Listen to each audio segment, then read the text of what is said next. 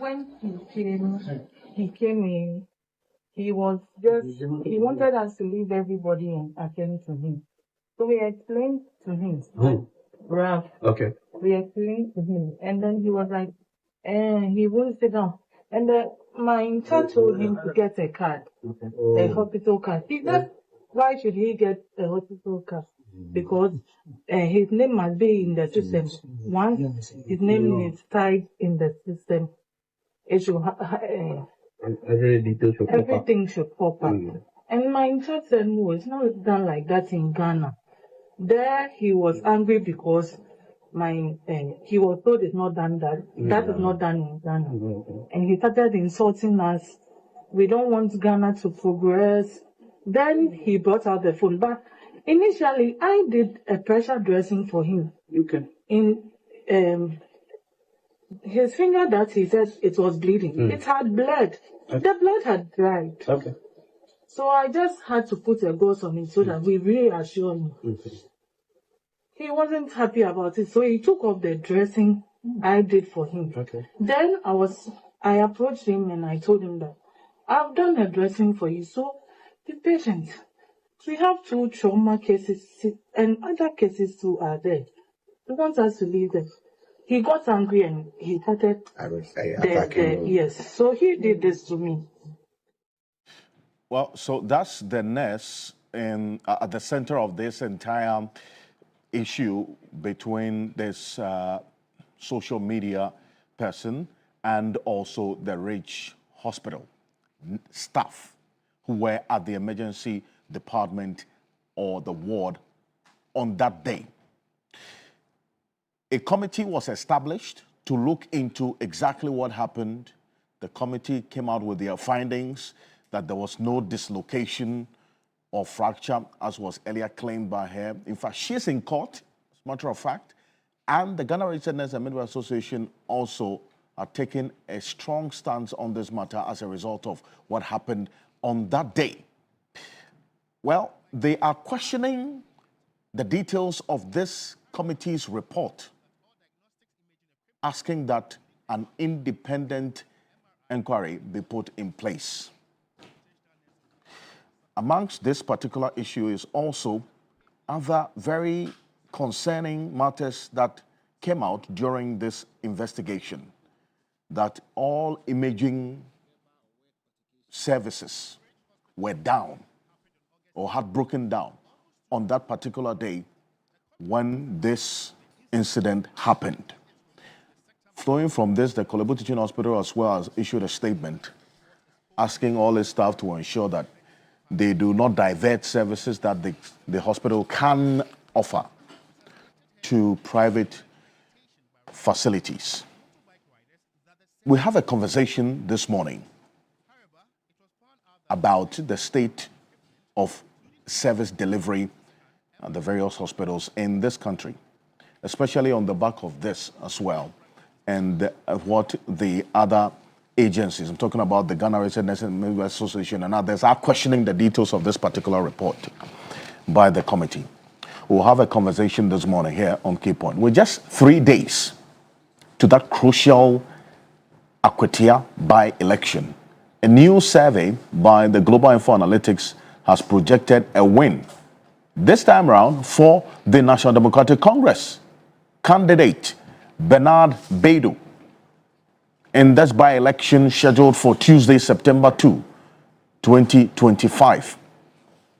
This survey was conducted between August 27 and August 28, with a sample size of 2,050 eligible voters in that constituency. We'll tell you the total number of registered voters there.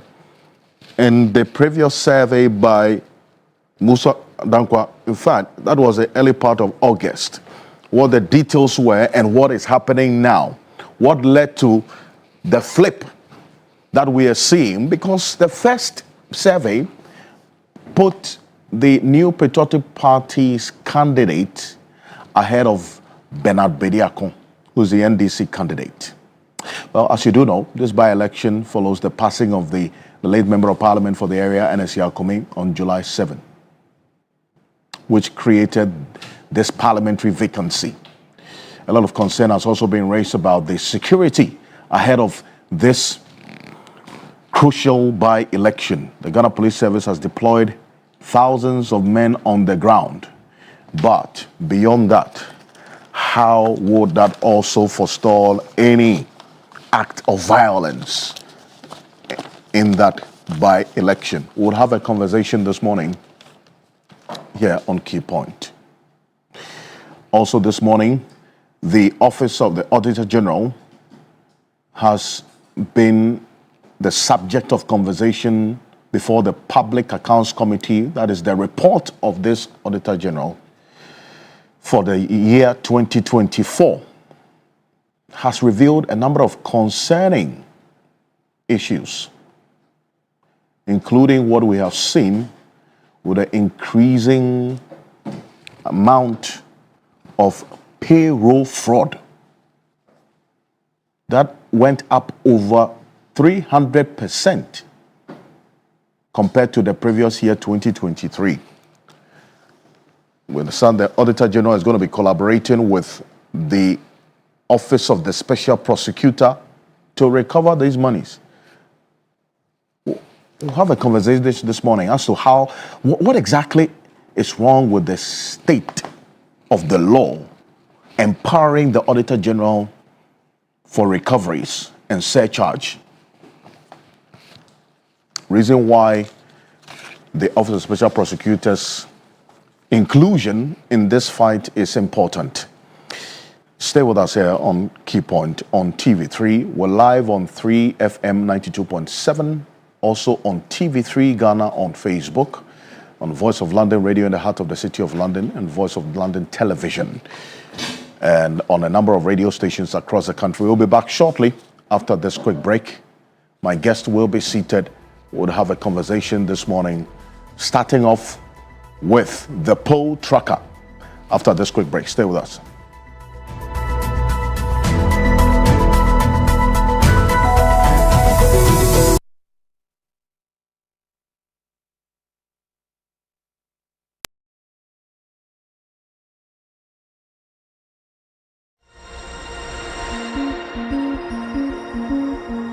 When we come together, generations connect through love and legacy.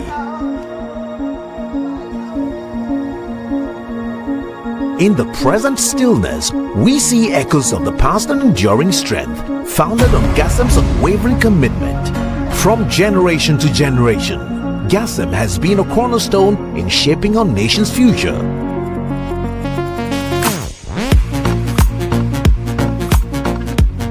And now, with GASM's new EcoCool, we set a new standard for strength and sustainability. GASM EcoCool, cementing a sustainable nation. GASM, the nation builder.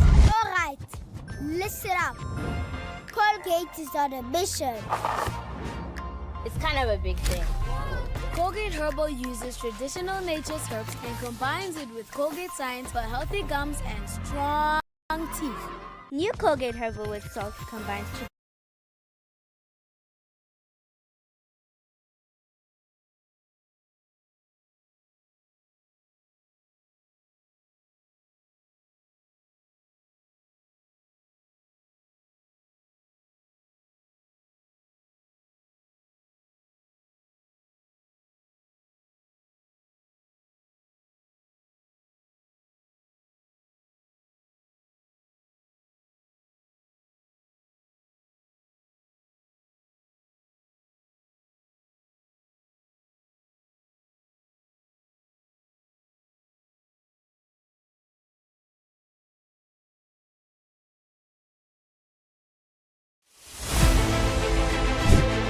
reporting from the Takoradi Market Circle. From the heart of the Upper West Regional Capital. From the heart of the Ashanti Kingdom. Reporting from Sunyani, from the Central Business District of Navrongo. The parliamentarians are on recess. This is where it all unfolds. The moments that potentially alters the course of our nation and the world. These are the individuals we recognize, the voices we amplify, who appears on screen and who contributes behind the scenes. With professionalism at our core, we bring you news you can trust. Impact journalism that makes a difference. This illustrates how diverse perspectives enhance our strength and reinforces our mission. This is 3 News. Leaders in breaking news, exclusive interviews, facts and analysis on TV, radio, online and digital. 3 News, first in news.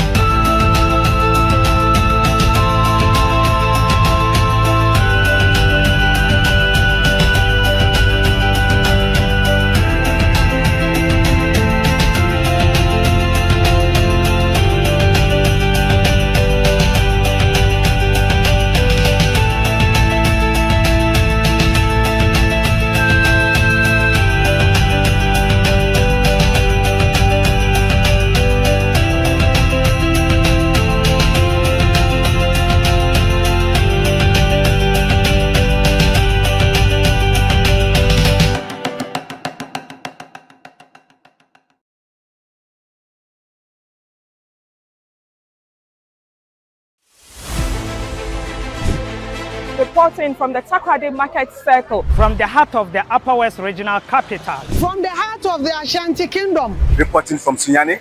From the Central Business District of Navrongo. The parliamentarians are on recess. This is where it all unfolds. The moments that potentially alters the course of our nation and the world. These are the individuals we recognize, the voices we amplify, who appears on screen and who contributes behind the scenes. With professionalism at our core, we bring you news you can trust.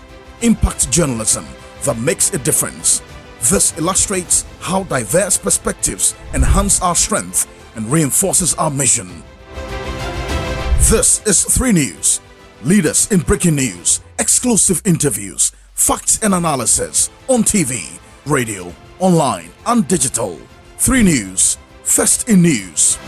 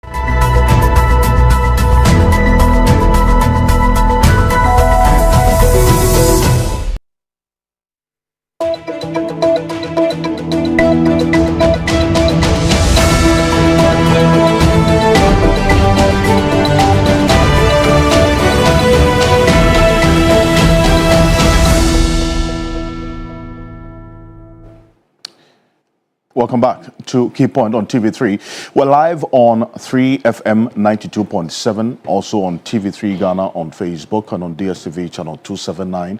We're all across the world on 3news.com, also on the Voice of London Radio in the heart of the City of London and the Voice of London Television as well. This Akwatia by-election is one that we've been building up quite strongly here on Key Point over the last couple of weeks gone by.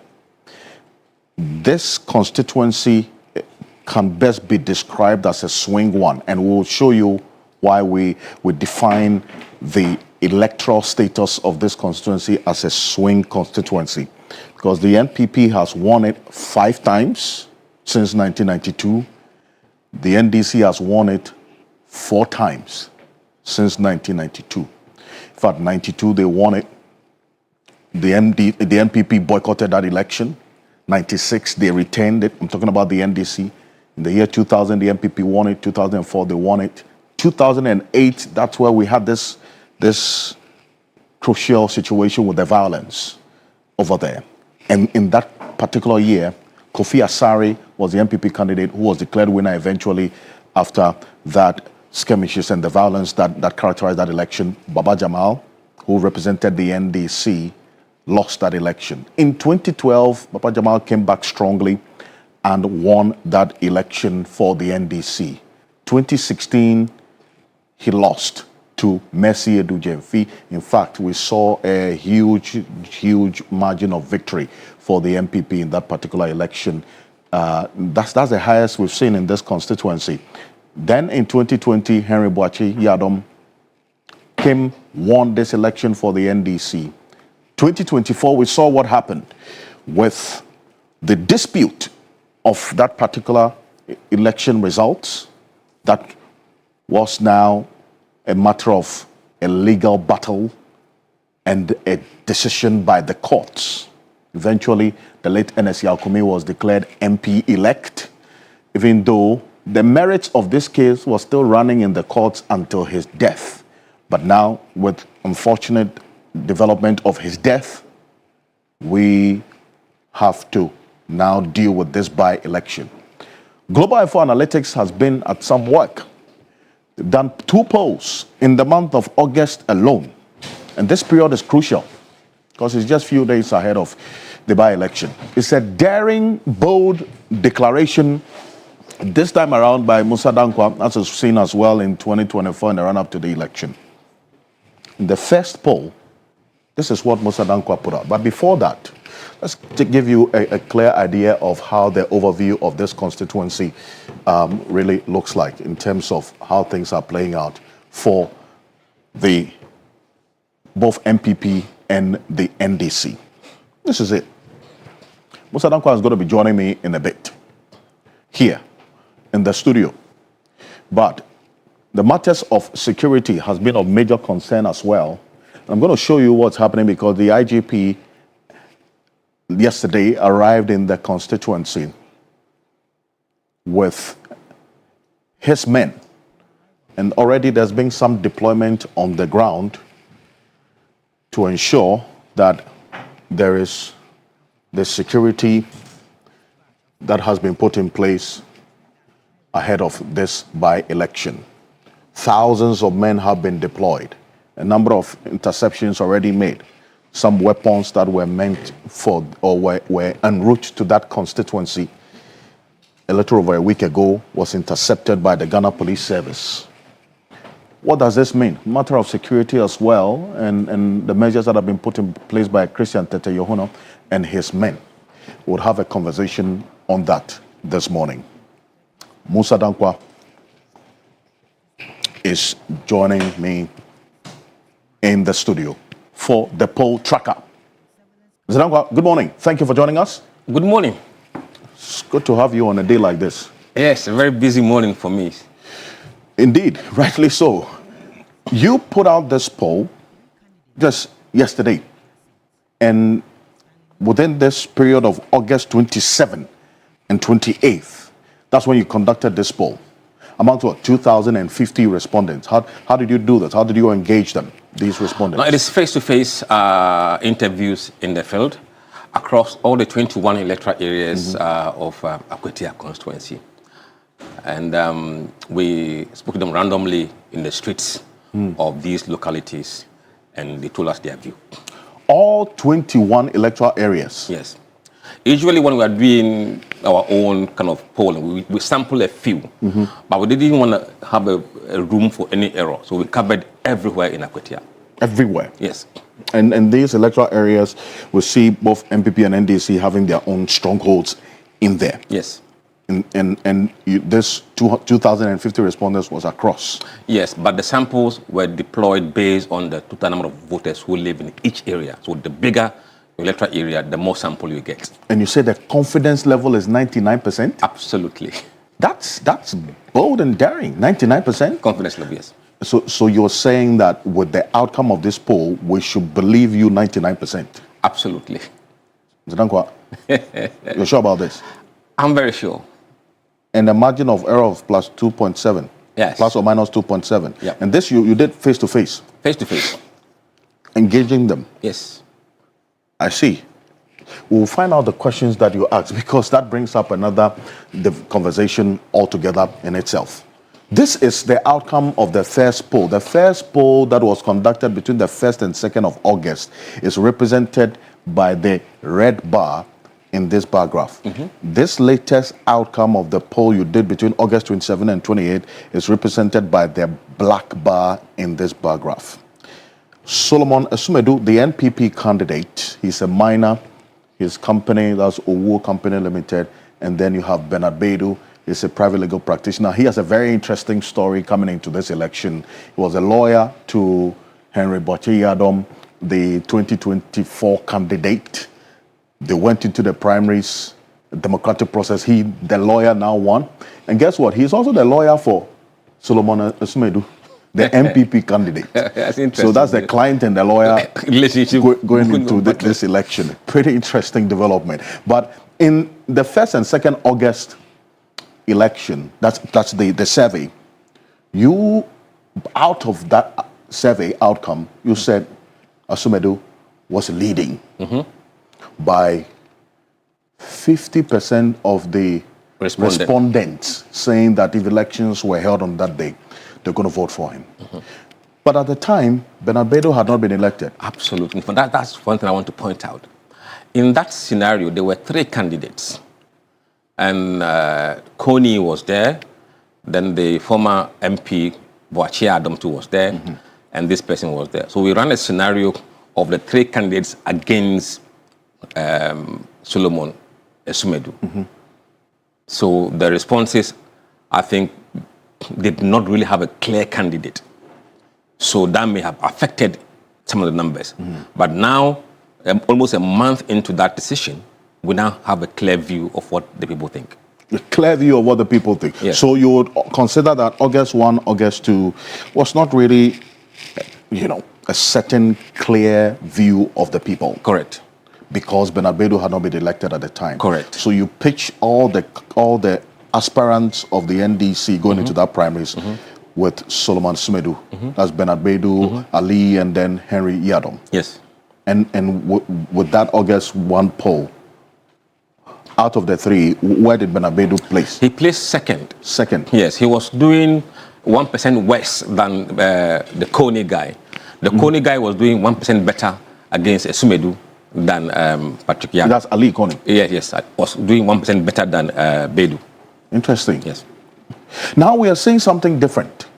Yeah, and a lot of things have come to play. In fact, I've been putting my head into the data since last night, and I think I have a lot more answers today than I had yesterday. You have a lot more answers to this. than yesterday. That now you're saying that Solomon Sumedu, the NPP candidate, going into this election, based on your respondents, they say, if elections were held within this, just few days to this September 2 by-election, August 27, August 28, 47% of them say that they would vote for him. Yes. And now we're seeing a 6% stretch for Bernard Bedu, the NDC candidate, 53%. Yes. What exactly happened? Look, a lot has happened since then. One, after electing Bernard Bedu, they can now compare him directly with the MPP's candidate to see the caliber of candidate that they have. So the nature of the candidates and their personal appeal now became very clear. And 2, you have a situation where we have seen from the data the people of Akwetia are not seeing this candidate in equal measure as they are seeing the NDC candidate, in the sense that the poll suggests about 24% overall of people who voted for Ernest Kumi in 2024 elections have switched their vote to Bernard Bedu. 24% of those who voted for the MPPs, the late Ernest Kumi, have switched their vote to the NDC candidate Bernard Bedu. Correct. How do you explain that? Look, if you look at, we asked people who did they vote for in the last election, and those who said Ernest Kumi, and those who said Yadom. We analyzed who they are voting for now. Right. And we saw from that data that 7% of them said they are undecided.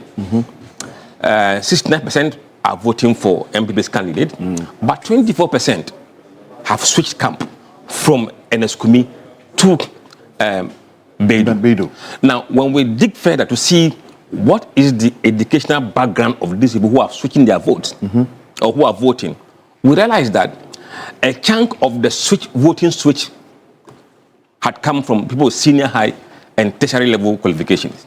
The senior high school student population there. Those who have senior high education. Qualification. And then the tertiary. Yes.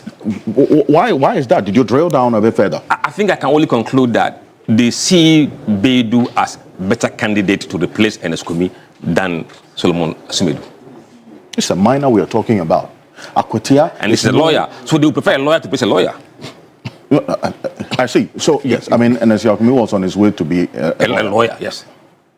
But you have a minor as well. This dynamics as well is crucial because Akwetia is a mining town. Let me tell you the mining issue in Akwetia. A small scale miner. About 8% of the issues that would influence votes is mining. 8%. 8%. Out of 100%. The mining component? Yes. 8%. 8%. So then it brings up the conversation about Galamsey and so on, the crackdown on illegal mining. How is this going to hurt now Bernard Baidu? Galamsey is a double-edged sword. There are those who oppose the crackdown for their living and working conditions, purposes. And there are those who support the crackdown because it's damaging the environment.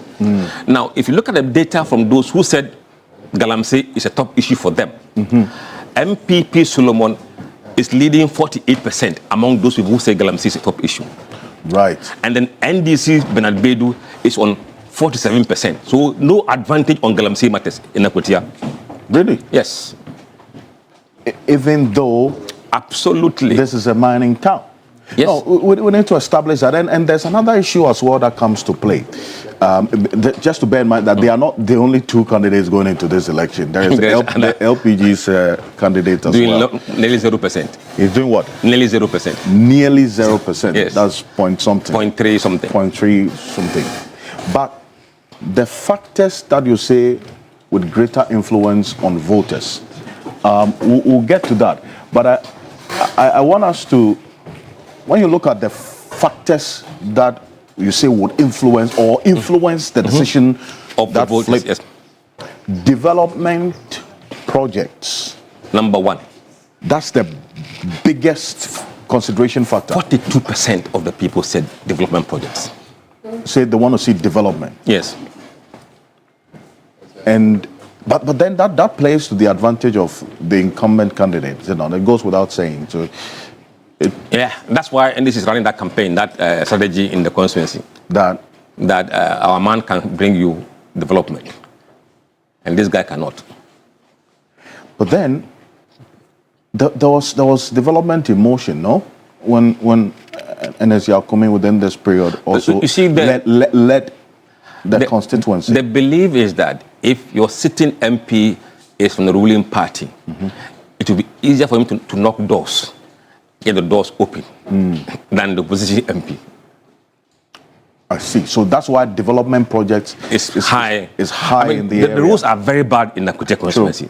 So if you care about rules and you want them to be done, then maybe the person who can promise that he can help do the rules will probably be the one that gets the vote. I mean, this conversation about development in Akwetia has been on for a very long time. Yes. So that's why I'm saying this is the development status of Akwetia is not new. It's not new. Consistently, there's been questions about why a mining town like that should have deplorable roads, also even access to potable water, lack development in basic things. And so there are questions about why the mining companies that are doing the mining there or working there can contribute to the development. So because this development conversation is not new in Akwetia, why is it going to be a big factor in deciding who to vote for? The circumstances of the day determines what becomes a big factor. Usually, you see economy, education, jobs in general election. Sure. But in this particular election, people are looking at the local issues. And the local issues are developmental oriented. And they want somebody who can champion that and go to someone who can get the job done for them. And that is where the MPP is at disadvantage because they are in opposition.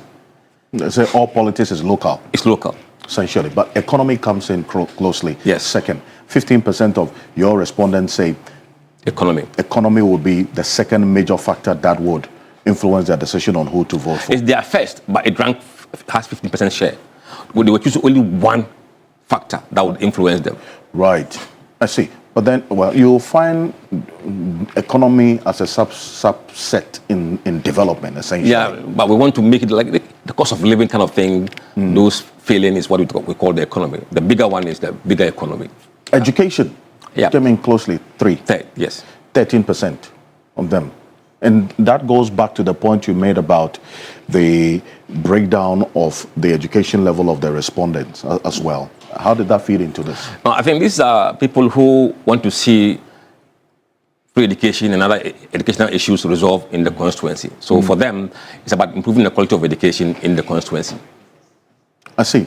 Now, jobs, 10%, because you find a number, they are all employed in one way or the other with mining being predominant there. Surprisingly, not surprisingly, about 28% of people we sampled have senior high qualification. and about 28% have tertiary level qualification. So you don't expect all these guys to be in mining. Most of the mining guys are either from the junior high qualifications and then no education. So the guys in the senior high and tertiary are looking for different kind of jobs rather than being in the pit. Being in the pit. Yes. I see. And that's why I say Galamsey did not really rank high, even though it's predominant in that particular constituency, Akwetia. Correct. Galamsey is the what? The fifth on the radar. On the radar when it comes to the factors that will influence it. 8%. That's interesting to say the least. Yeah, and the population there is huge. Galamsey population. No, but you see, if you look at the data, the issue of Galamsey doesn't cut across everywhere in the same kind of priority. In Akwetia area, it's a lot higher than in other parts of the constituency. So it depends on where you are. If the area is very pro-mining area, then Galamsey becomes a bigger issue. Or if that area is suffering from environmental catastrophe because of mining, then becomes another bigger issue. So it's not like a same percentage across everywhere. It differs depending on the electoral area that you are in. Then there is voting for my party. What does that mean? People who, regardless of whoever you put as a candidate, a party name, I'll vote for that person. So they are just 4%. They are voting not because of anything, because that is the candidate the party has presented. That's they are looking at the party colors. Party colors, yes. MPP and DC. Yes. And that's it. And you see how small that number is. Yes, and talking about small allocation in terms of the factors, I see sympathy votes. 4%.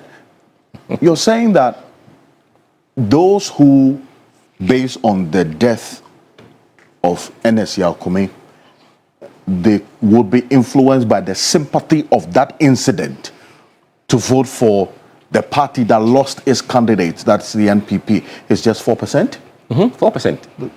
But that's a paltry figure. It won't take you anywhere. Why? What happened? Well, you see, voters have become different.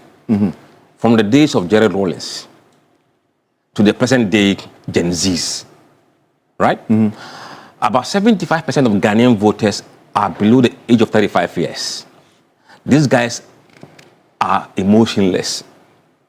They are less emotional. So you are looking at the demography of people who are really different from what we used to know in the olden days. That's where sympathy was probably much higher. These days, these guys care about their development, their economy, education, jobs, and nothing more when it comes to sympathy and other things. But I'm wondering how you were able to get them to put this, respond to this, because sympathy is emotional, as you indicated. How do you measure emotional, the commitment or feeling? Because it cannot be quantitatively measured. No, this is a simple count. Okay. How many people cite sympathy as the reason they will use to vote? And that count was only 4% of the total number we interviewed. So if you take the 2,050, 4% is about what? Maybe 80 people out of the 2,050 mention sympathy. You see, and if we look at the outcome or the turnout of the funeral, or the funeral yesterday, and, a very large number. Funeral is organized, and all of them, you could say. Remember, we're talking about Akwetia constituency, which is bigger than Wenchi. Wenchi is an electoral area within Akwetia, yes, though the largest. It doesn't account for everybody in Akwetia. So the number you saw there were mourners, family and friends. They're not entirely people who are going to vote for Kumi, MPP or NDC. They are very people who have come from far and near. So you're saying that this sympathy that you saw, if you're listening to the likes of the minority leader, Alexander Penyoma, and the commentary yesterday at the funeral, leveraging on this factor, that, look, there's a lot happening in Parliament. This loss, they have to then play to the advantage of the minority or the MPP. The data is saying no. They can decide to dwell on it and make it the campaign theme. That's fine. But as to what impact to have, on Tuesday we'll see. Tuesday is just some 3 days away from there. And this is it. Yes. This. And this is where the story is told. Among those who said development project will be their key factor, number one influencer. 51% of those people intend to vote for Bernard Baidu of NDC. 51%. 32% of those people say they will vote for Solomon Asumedu. 17% of them are what? Undecided. This undecided in this category, they will likely break away in favor of Asumedu. But that 17% can actually influence the outcome of this, is it not? But they won't turn the race on its head. They won't, because so you're saying that it cannot be the case that the 17%, all of them would vote for the MPP Most candidate. of them will go to NDC candidate. Why? Because we have seen the pattern of people who say they are undecided and how they break in an election. We know where we are in the race. If they are undecided, we know how they will break. And we've come to realize that, of seeing from the data that we published yesterday, that most of the people who are undecided are floating voters. I see. And floating voters in this current dispensation do not break the way of the opposition. They break the way of what? The ruling government. But the economy as well, you see, you have a 13% population of your sample size that said they are undecided. Yes. But then you have, for the economy, you had 44% NPP, and 42 NDC, and 13 undecided. For the economy. For the economy. Remember, 15% of the sample mentioned economy as important issue. So it's a subset of the big set. Right. And that number equally is smaller. So this figure is much bigger in terms of numbers than these figures. No, but so why did you have 44% saying that if on the matter of the economy, they will rate the NPP higher than the NDC? No, it is not rating. Okay. Those who have mentioned economy and which candidate they want to vote for.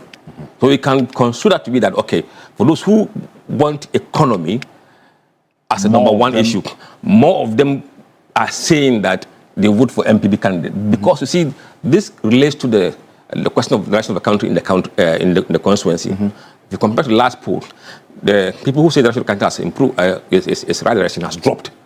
I see. And that will reflect this kind of movement you are seeing here. I see. So that question about what is their view of the direction of the country, in the first poll, you had about 47 to 48% saying that the country is going in the right direction. Now it's declined. Now those who say the country is heading in the right direction has declined. From the 48% down. Yes. To how much? To, I think, 41 or the, I think 41 or 44. I'm not quite sure about the number, but it's somewhere in the report. So, but there's about 3% decline in that number. I see. And that decline may reflect how they feel about the economy in this constituency. And that means that it will be a negative, small negative to this NDC candidate. And that's why he's trailing by 2 percentage points on the economy issue. But then if you draw down the data, and I understand why you say the sympathy, yes, is going to, the MPP would benefit from the sympathy. It was 72%. Yeah. That's out of the four that we saw. But it's going to be one that they can and will leverage. Will leverage on. But the problem is that it's only 4%. So they are winning 72% of the 4%. For those who say it's just my party I'm going to vote for, look at it, 85%. So MPP people are more likely to vote for their candidate regardless. But the other factors that you talk about, what are those? Now, if you look at Galamsey, those who mention Galamsey as important to them, 47% intend to vote for NDC's candidate, 48 MPP candidates. So it's a tie here among Galamsey. So I mentioned that there are those who are against Galamsey and there are those who are pro-Galamsey. So the whole place is divided.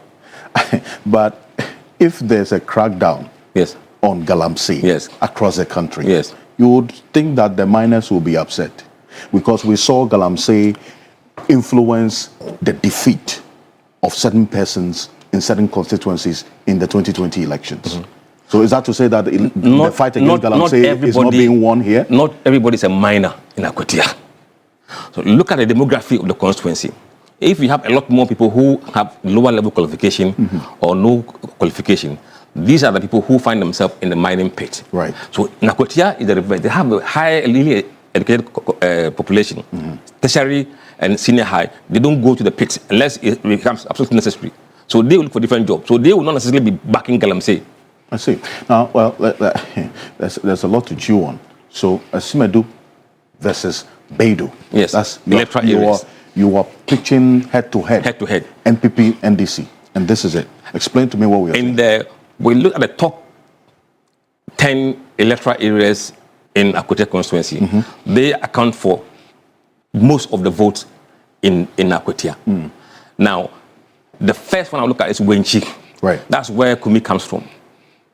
Kumi comes from Wenchi. At the moment, the MPP's candidate is on 49%, NDC 41%. Then you have what number saying about 11% say they are undecided. Mm-hmm. In the previous poll that we did, Asumedu in Wenchi was on 77%.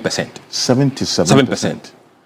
Fast forward to today, he's dropped to 49%. And this new Wenchi is a crucial... It is a must-win big for MPP. It is the biggest. It's the biggest electoral area if in terms of voter population. Absolutely. If MDC gets 41% in Wenchi, I think the game will be over. They are good to go. Wow. And that's a big issue. Yes. You see? They must not allow NDC to cross even 30% in Wenchi. Wow. If they get 40% as they are showing in the poll here in Wenchi, the game is over. That's a new Wenchi. It's the biggest, the largest, the World Bank. It's like the Domi Kwabinya of Accra. Or was it Taifa in Domi Kwabinya? Well, Taifa North and Taifa South accounts for about 45% of MPP's winning margin in the Domi Kwabinya area. So if that place falls, that's it.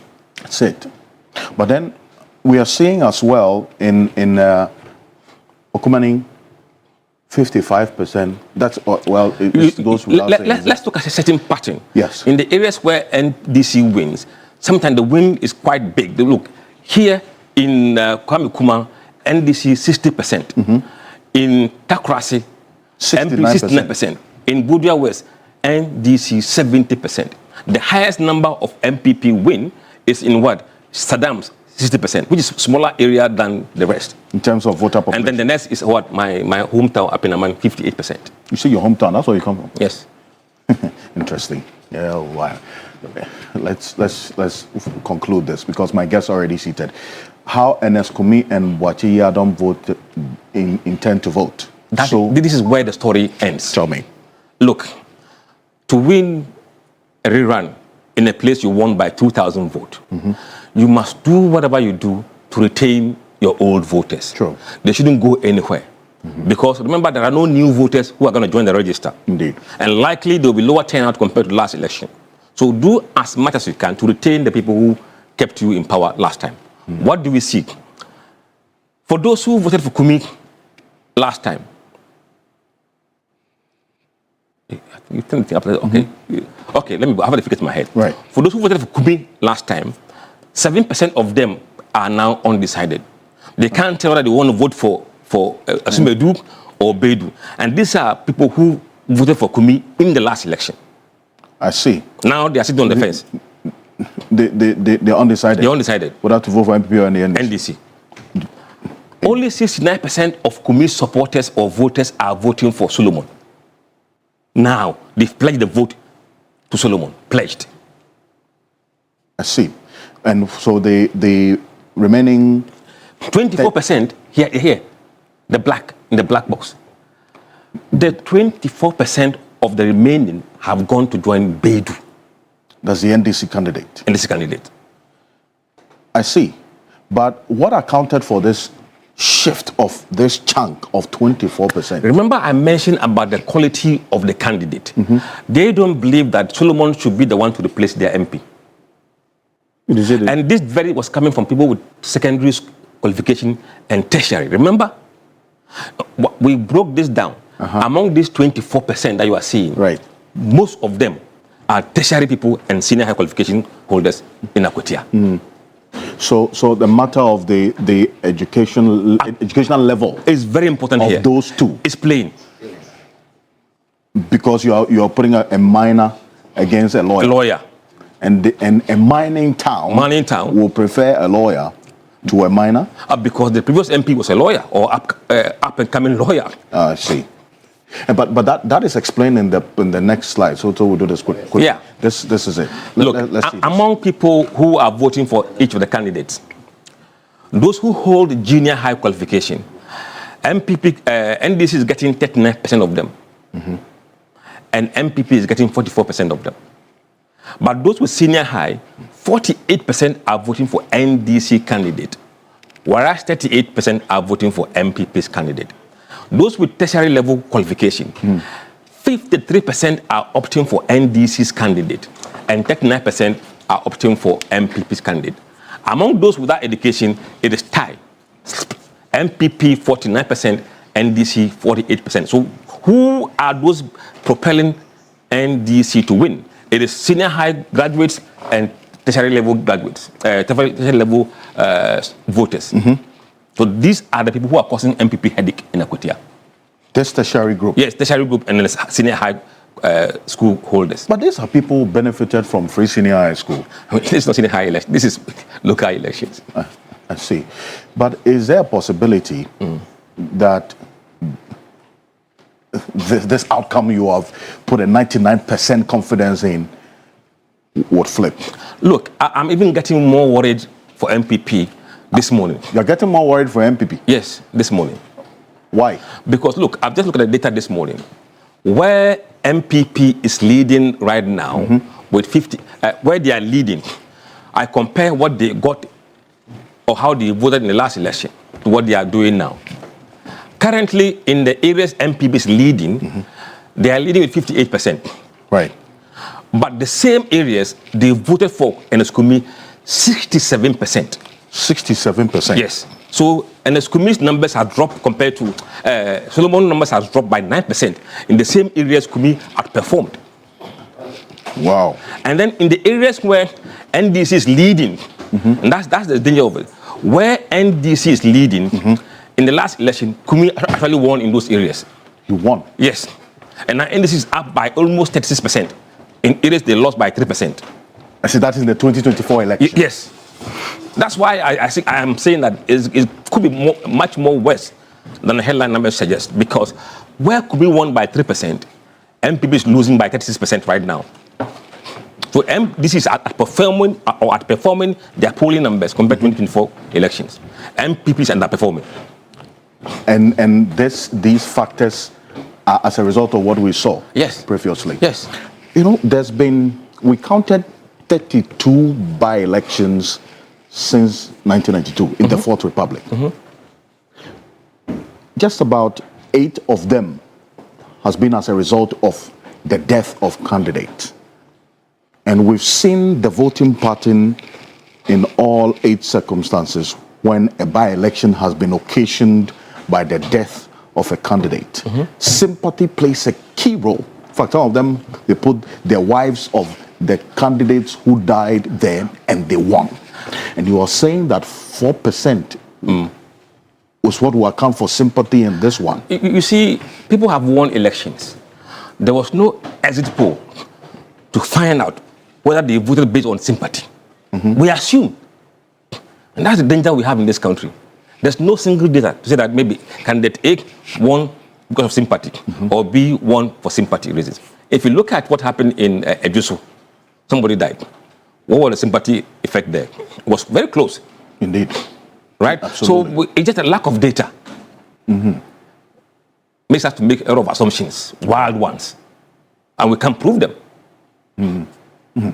Let me acknowledge the presence of Professor Al-Hassan Sulemana Anamzoya. He's an associate professor of sociology at the University of Ghana. In fact, he's the head of the sociology department. No, I have handed over. You've handed over now? To one. I was done.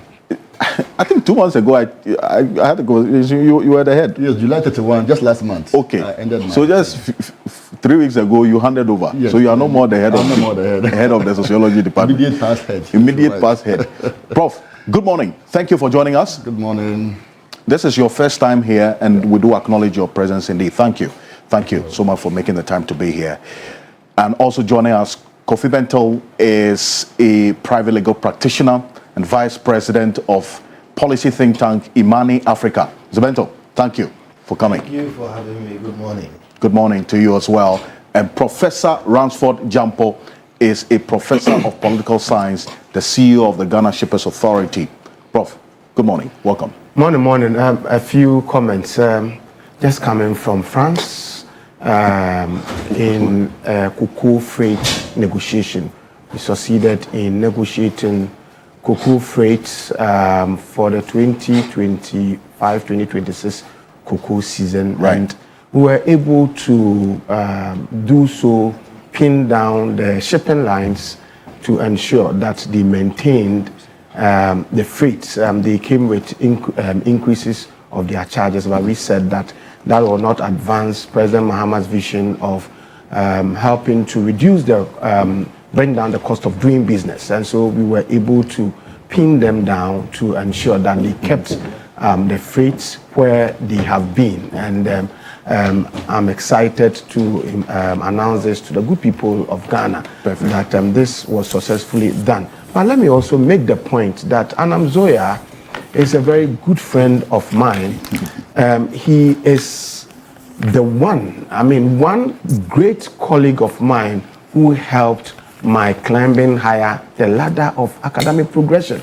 Those days when I used to write, and I'll give it to Anam Zoya, please proofread, and then he will be critical, he will give critical comments, me and him, we start. In fact, my first journal article that was published and gained a lot of traction in Google Scholar was, I think, how to, ministerial appointment and government expenditure in Ghana's public, and it was a co-authored paper. Big government. Big government, so from big government. It was a co-authored paper between me and him. So we've come a long way. When we started our academic life, we didn't know, we didn't see our way clear. It was very difficult. You write a journal article for review and somebody will come and write nonsense on the paper. And we had to sit, weep, cry, and and all that. So he's associate professor, I'm professor, and it is exciting to share this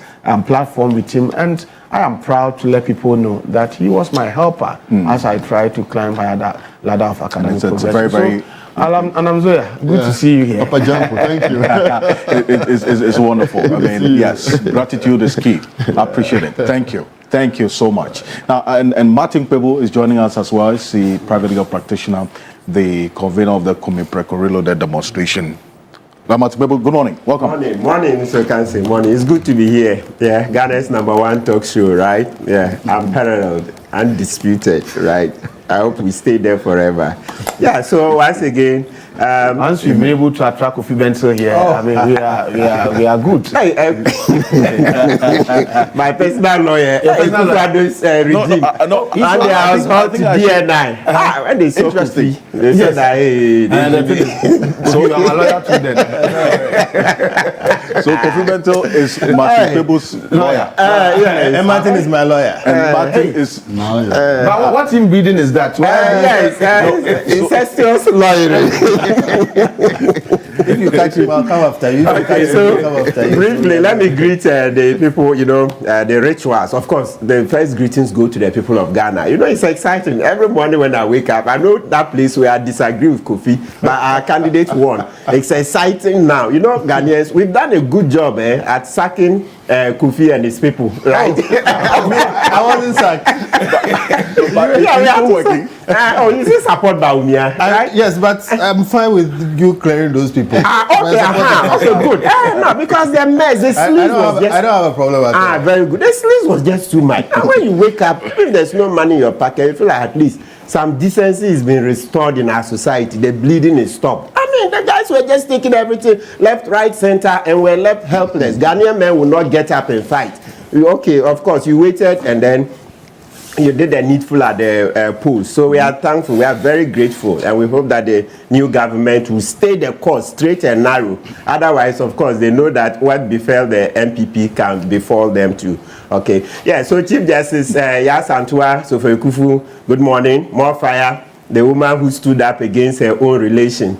Yas Antua didn't say that because Ekufu-Addo had made her Chief Justice when Akufo-Addo was misgoverning, she would keep quiet. So that's a stellar example that I would continue, trumpeting here, so that a lot of us would learn to be objective. Let's not concentrate on our stomachs. Because if we're concentrating on our stomachs, at least I sat here and bashed about me and Akufo-Addo, I would have gone to also lobby for a position. I wouldn't have been here. So please, let's do something. We can't always concentrate on the stomach. If you concentrate on the stomach, look, the nation would what? Collapse.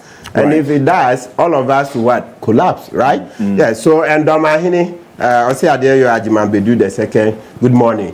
Kentucky Teku through the second, good morning. The man leading the charges to recover our money from Cecilia Adapa. Oh, and yesterday I met Ni Osu, for the first time. Ni Noche, Ni Osu. I didn't know he's a lawyer too. There was this Swiss National Day. The Swiss ambassador invited us, Simon Gaga, right? Yeah, so we're there. And a lot of chiefs, Nia Hunter, Professor Jampo, your friend, the one who comments about your flask. Okay. Nana Hunter. Yeah, Nana Hunter. Yeah, he says hi. Yeah, it was a lovely ceremony. Perfect. Thank you. Also, thank you. But then we've gone through this data. I've started with you, Professor Namzoya, for good reason.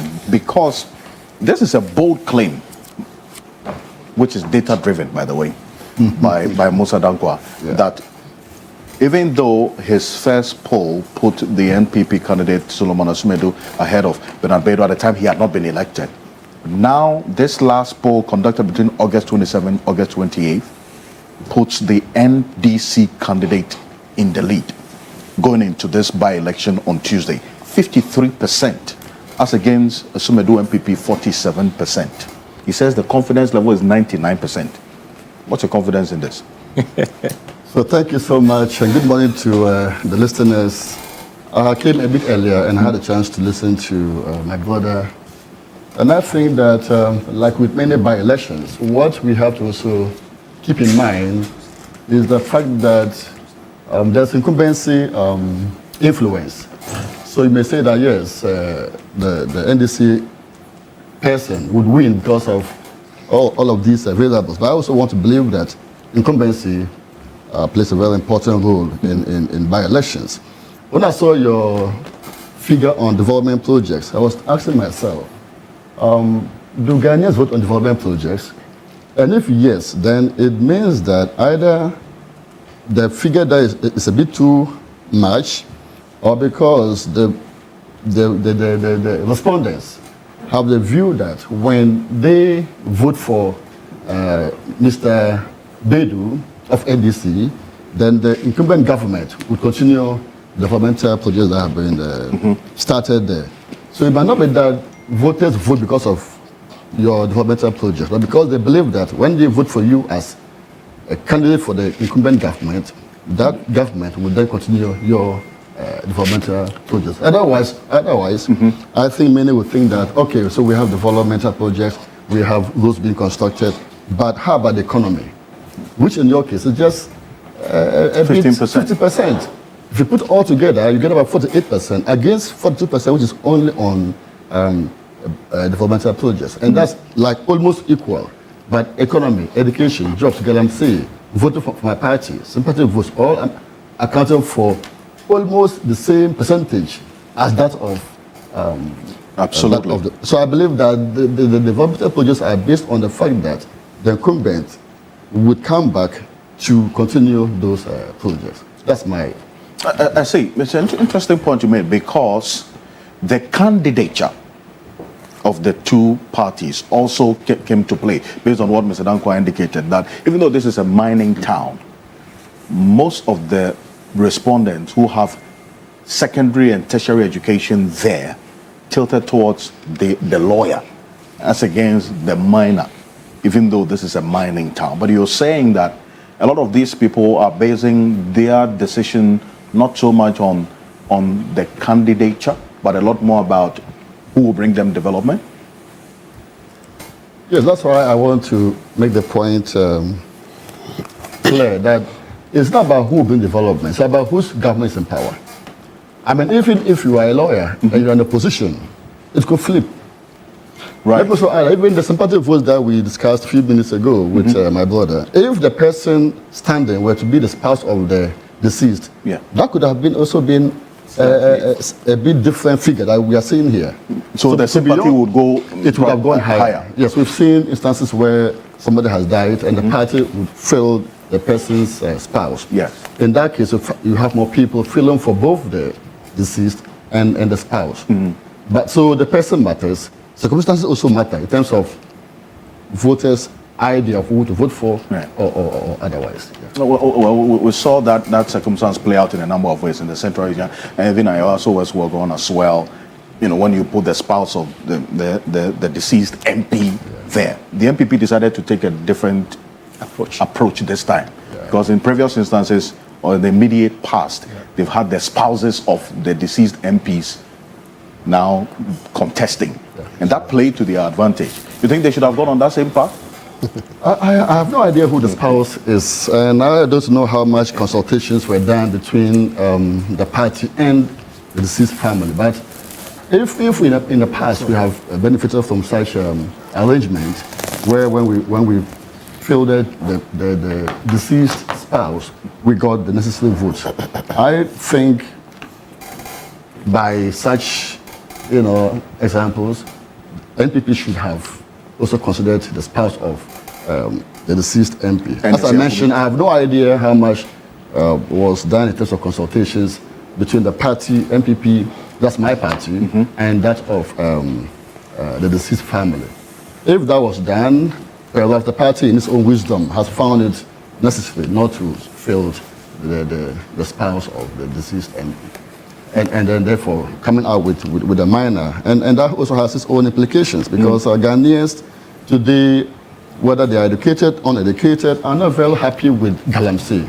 So perhaps to bring in a minor with the idea that it's a mining town would creep up the votes would also be a bit problematic.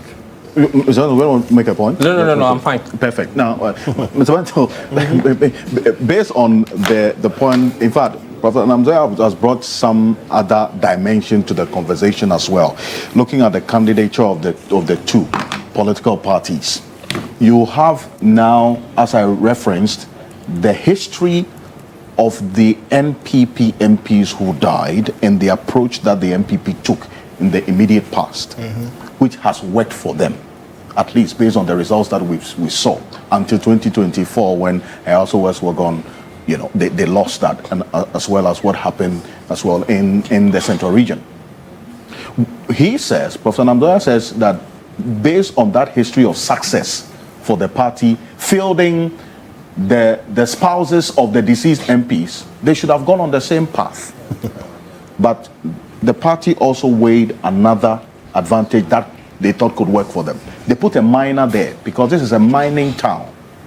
But Musa Dankwa is saying that the factor of the mining is not going to play a major role in there because the dynamics are different now.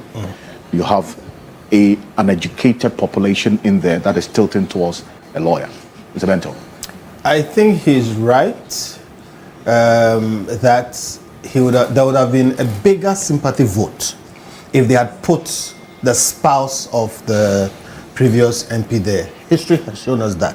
But that's a very bad approach to things. I mean, and I always say that we... bad consideration. Those who sit in university classrooms and we who are in think tanks, we have the luxury of not being on the ground to do the real politics. Politically speaking, it would have been better for them. But in this case, it wouldn't have helped them.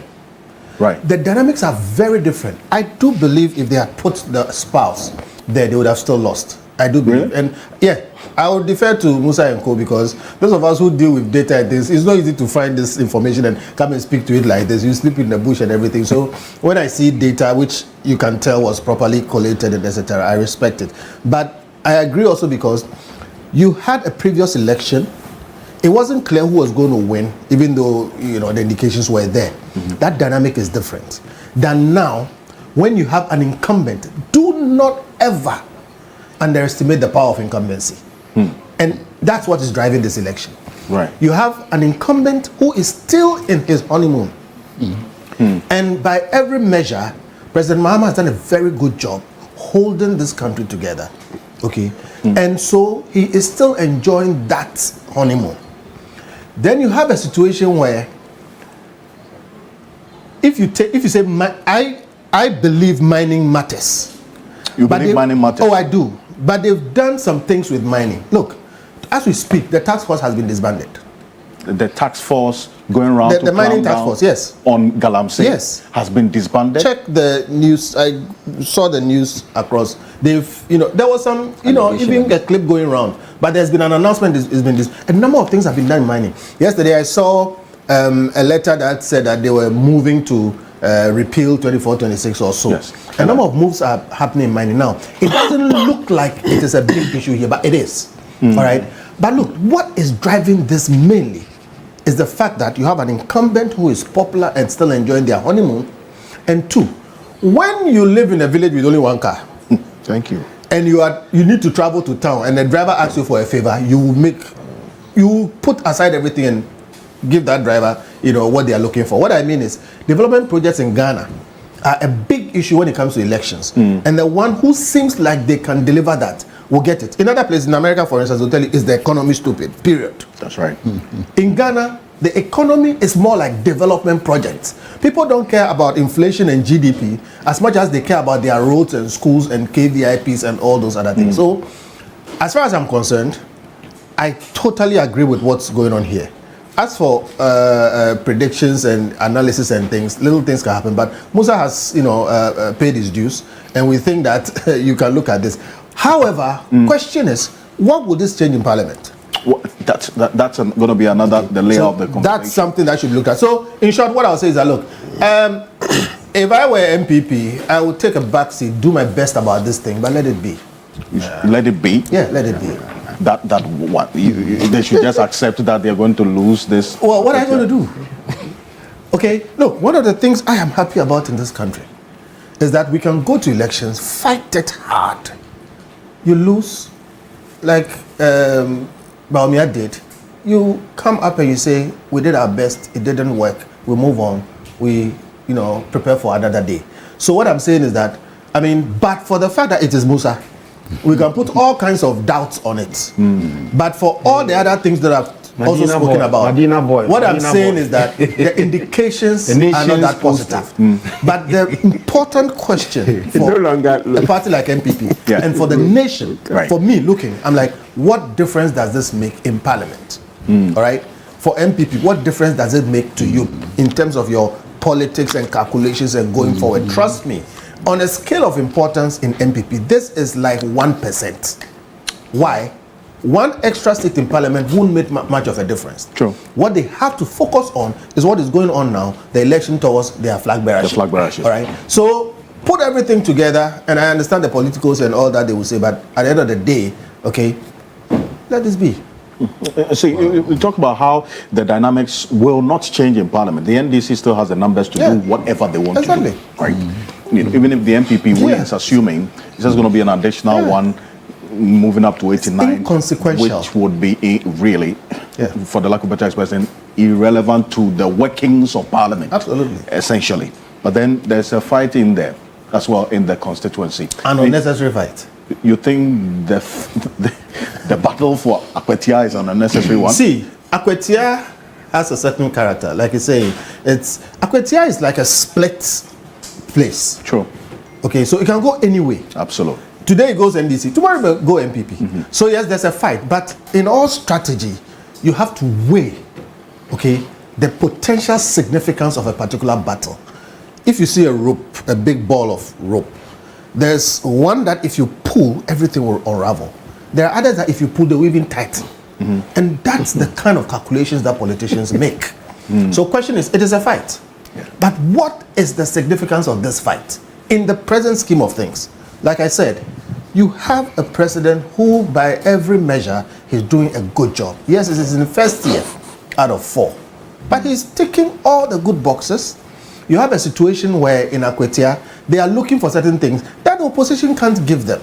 And at the end of the day, this is the only game in town. It is the person who will give you the development that you are going to look out and then, favor. So it is a fight, but in terms of significance of this fight, it is not the kind of fight that you have to, this is not a hill you die on.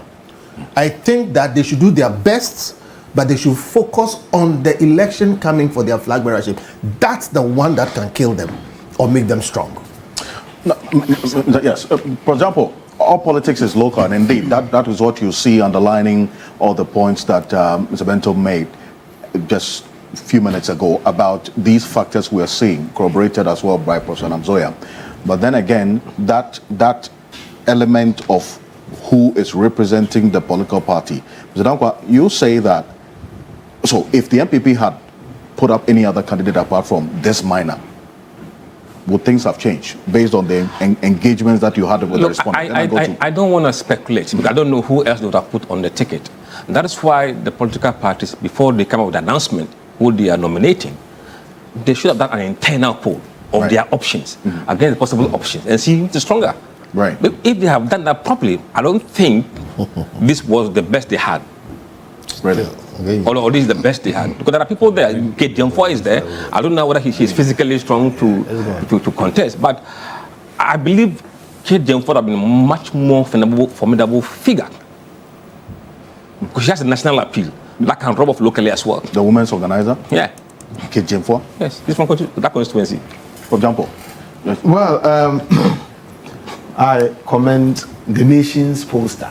I mean, now you are the nation's poster. When you polled the 2024 elections and you give a certain margin to President Mahama and to Dr. Bawumia, they were referring to you as a Lutu forecaster. But recently you have polled and said that should elections be held within the MPP today, Bawumia would win. Those who tagged you as a Lutu forecaster, I don't know what they are now saying about you. And I like your spirit, and I want a lot of Ghanaians to emulate some of these things. That you see, let us be Ghanaians and let us be courageous, and let us appreciate that in our quest to speak our mind and to do what is right, you have people coming at you to say all manner of nasty things. But like me, I mean, I don't care about what people say. I care about my own thoughts and what I want to put across. And so I commend you and I urge you to be resilient and go ahead to do whatever you think you want to do to help Mother Ghana.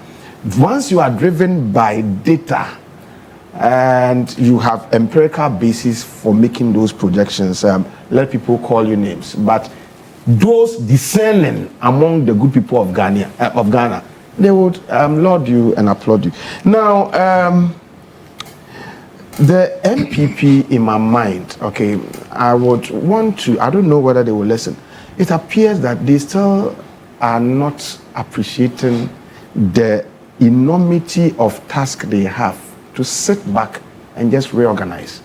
They are not doing that. They are still dazed. And so they are doing things haphazardly. I mean, like he said, this is not an election that truly you want to stress yourself so much. Especially, initially my view was that, then the issue should just let it go. Yes. But later, I have changed my mind because the party says we would fight for everything. I said, okay, but they should sit down and rather than trying to throw mud about the government, appreciate what the government is doing and see how they can reorganize to have a certain message that prepares them to make them, to clean all the debts around them and position them for future elections. What they are doing is behaving like ostriches. They are not, when things are going the right way, so things are not going the right way. And as if we all don't experience, we don't go to the market, we don't appreciate what is going on. We all see. So if things are being done right, and Ghanaians can feel, and then you alone, you say, well, things are not being done right, and then you give your own negative verdict, you continue to showcase yourself to the people that you have not repented, and you have not done a roundabout U-turn about your own attitude that you projected in the lead up to the elections that delivered that heavy blow to you. And so I would urge that, look, they should really sit down and reflect and change so many of the things that they did wrong. I mean, I saw the funeral that they attended. They brought President Akufo-Addo to lead them. When we were mourning, President Akufo-Addo, I think he couldn't join. I'm sure he was not in town during the tragic. Was he there? I don't know that, but was he there? No, he wasn't. He wasn't. Okay, yeah. But maybe. So then he had to come. Okay, so let's say that he was not there, but this one he was there. He led people to the funeral of this departed MP. And I thought that, you see, the party still has not come to grasp with some of the monumental factors that led to their monumental defeat in the 2024 elections. If they don't know, I am still telling them that President Akufo-Addo was one key factor who led to their defeat. And so in going to that funeral, asking him to lead that delegation, for me, it's a way of telling Ghanaians that we still have not even learned. He is a retired president. Right. Let him retire. Let him rest. Let him take it easy. Try to look for a candidate who will be able to take over from him. And then don't bring the quote and unquote politically bad omen that people voted against President Akufo-Addo and not President and not Vice President Bawumia in the 2024 elections. And so I'm expecting the party to do all they can to dissociate themselves a little from them and rebuild themselves, and then let him be the elderly statesman to help behind the scenes, but to let him lead frontally, it would hurt them. Then let me say, I commend the people of Akwatia. The factors that have been articulated as being the key issues that are likely to dominate or to shape their preference, for me, points to them as now rational voters. There are four main, Andrew Haywood identified four main models of voting. We have the rational choice model, you have the sociological model, you have the ideological model, and then you have the party identification model. Now, so you look at the various factors that have been articulated, and then they are talking about the need for development, they're talking about the economy, they're talking about education, they're talking about jobs, they're talking about illegal mining. Now, these are rational issues that, if they are made to shape voter attitude or voter choice, then you say that, look, Ghana is making giant strides. They have downplayed sympathy, they have downplayed party identification. Okay, gone were the days where a political party can fail just anybody, and because it's that political party, the person would win. But if I look at the factors here, I see that they have downplayed party identification, they have downplayed sympathy. And so the idea that, maybe we should have gone to look for the wife of the deceased to come and contest, I think it's an idea, it's something that used to happen. But I think we should depart from that, because I agree with him. We should. The widow, they would have still lost. No, they would have still lost, but it's not something that I even want to encourage, because you're infielding a candidate. We should be rational. I mean, even if the person doesn't, the spouse hasn't got what it takes to serve his people, you simply want to say that because he's a spouse, he should be brought on. And one day I argued that if you don't take care the way we're going, that tangent on which we're proceeding, you don't take care, very soon, if wives have problems with their husband, you just poison them, and then knowing that you'll be made the next parliamentary candidate. And so I think that to the extent that the factors show that the voters are being very rational, I want to salute and commend them. And also want to make the point, as Kofi made, that look, if MPP wins this seat, it will not do anything much to their numbers. If NDC wins, MPP's predicament in Parliament will remain the same.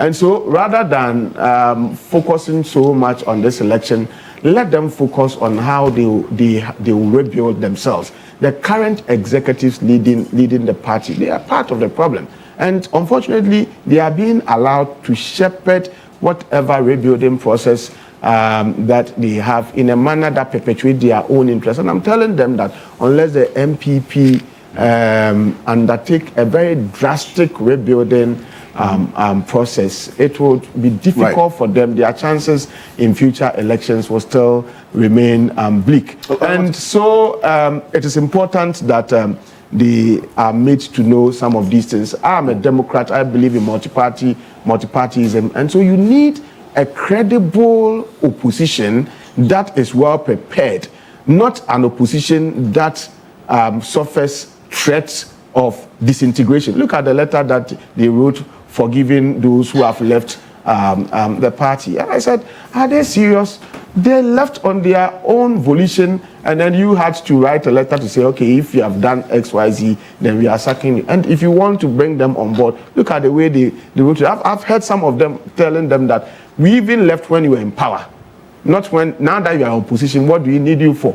And so it is important that the elderly in the party are brought on the fore to ensure that there is a genuine reorganization, genuine reconciliation. President Kufuor, who first initiated Ghana's Truth and Reconciliation Commission, okay, to heal us. I think he must be allowed to play. Recently, I heard that there are some decisions that were taken in the party and he was never consulted. And I think he must be brought to the fore to help the party to rebuild itself so that we can have a credible opposition. Otherwise, they think they are doing something. They are risking disintegration, because remember that recently that they went to pick their nomination forms, I've heard one of the leading contenders saying that the very things that they did to skew the processes in favor of one of the aspirants, they are doing that. If these things are festering now, you should note that once they also know that they have the following, if it doesn't go their way, if they don't see the processes as level and fair, they would also want to break up. And that is what I mean by the party risking disintegration if they don't do things well. Oh, you see that particular party as well that we're saying. Bento makes a point about the NPP not losing sleep over this Akwetia by-election in his view. What is going to make or break the party ahead of 2028 is that crucial flag bearer race that they are on. But people, look at this. It tells a story, does it not? I mean, and for example, references in previous instances of by-elections as a result of the loss of a candidate.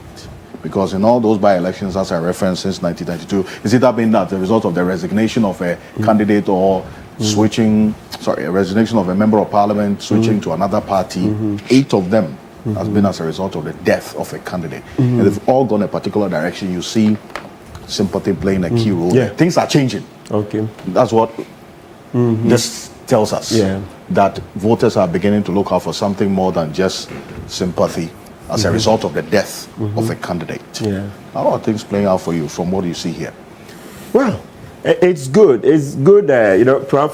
Professor Jampo mentioned the rational choice theory, all right, and the voter psychology, etc. It's good that the data are showing a lot of thinking instead of just being an emotional decision that, oh, it's my party, so I would vote for the candidate nonetheless, right? So you see, under voting for my party, you see that 85%, all right, goes for Solomon Esumedu, right? So his people are saying that 85% they would vote just because they are voting for their party. That should still send us a bit of worry, but the good thing is that if you look at the development projects, you find 51% saying that they are voting for Bernard Bedu because of development project. When it comes to economy, 42% saying that they are voting for him because of the economy. You come to education, 49%. Galamsey 47%. So in a nutshell, what I'm saying is that yes, emotions matter, but rational choice, I mean, doing a proper rational analysis before you vote is more important, because at the end of the day, you're looking at building a country that would move us forward instead of just, in Chi, they say that, oh, party, the chami fruma. So that's the syndrome we are moving away from. That, oh, this party, I was born into it. No, use your head, because if we were to continue, I was born into this party, I was born into this party, we would not make much progress. And indeed, you see, what you're seeing here is a reflection of what happened in the 2024 elections. You see how JM got beat Baumia by over 1.6 million votes, right? You see how the votes in Ashanti dwindled. It tells you that people are becoming more rational in their choices, rather than just saying, oh no, it's an emotional thing. I'm attached to this party. So once I'm attached, once my family, me and my family, we are CPP. Me and my family, we are APC. No, we should be moving towards a rational analysis. Otherwise, how are we going to develop? Meaning that we leave objectivity and go for subjective things like our emotions. So for me, it's good. It's a reflection of what really happened in 2024. That Ghanaians are becoming more discerning. Yes, it's natural, because the more we vote, then the more we become savvy. It's just the natural train of stuff. The more you participate in an activity, just like going to school, as you increase the number of your years in school from class 1, class 2, class 3, you become more knowledgeable up until the end where you want to stop. So in the same way, we started in 92. We know how openly votes were being bought. Of course, we know today votes are being bought. But what I can see is that the number of votes being bought, they appear to be dwindling. Okay? Yes, and the brazen manner in which votes were being bought in 92, 96, etc., it seems to have come down. So in one word, we are becoming more savvy, more objective, and so, yes, it's slow though, but it's progress. It's progress. So this is good. It's good. And even though Mr. Bento makes a point about this not being necessarily, yes, there's a battle, but really there's, in his view, not much to fight about because of the dynamics and how this is going to impact in Parliament's work or on Parliament's work. You have the security being a key concern going into this election. See, the police have deployed some 5,500 men on the ground to ensure that there is no, at least even if there's an occurrence of violence, they are able to bring the situation under control. The people 5,500 in this particular constituency, because it has a history in itself, Akotia, going into 2008. And then what we are seeing now with the MPP also raising questions about the neutrality of the persons in uniform who are going to be deployed there. We've seen this come up every time going into an election. That's why you have the Ghana Police Service doing this. It's an interesting dynamic, but it reflects something that some of us have been saying. Whenever we end up in a by-election, by our own design, we create security risks for this country. Whenever we end up in a by-election, we ratchet up situations where lives are at risk. To a certain extent, even the cohesion of the state is at risk. Look at the history, you will see it. Which is why some of us still maintain that by-elections are not worth what they give us. By-elections they are not worth it. Most of the time, the incumbent will win anyway. This is one of the exceptions. But what you just mentioned is one of the reasons. You have a situation where thousands of policemen have descended on one community. And necessarily so. Because we fear violence, we fear all kinds of things that are going to happen. I am happy that we have the capability to impose security. But security can really not be imposed. Even with 5,000 policemen in that small space, anything can happen. However, let us give our police the benefit of the doubt. I've always said they are the best in the sub-region. They are very capable. All right? And we've had Asin North. And in the past, before Asin North, you had military and other people going in there. At least at that time, the police stood firm under Dampari and said, we can handle this. True. And they handled it with excellence. So I have no doubt that IG Yonu and his team can handle it. But my worry is, why do we have to impose this thing on ourselves every time? So we should get to the point where, one, I hope we'd never have to have by-elections. And I keep telling people when they argue with me that Britain went through 5 prime ministers without an election. And in fact, all the places where we've learned this universal adult suffrage from, they don't practice it. All right? By-elections. Not by-elections per se, but it's not every time that you go and elect. In the case of Britain, for instance, the party will just appoint somebody and the person is prime minister. All right?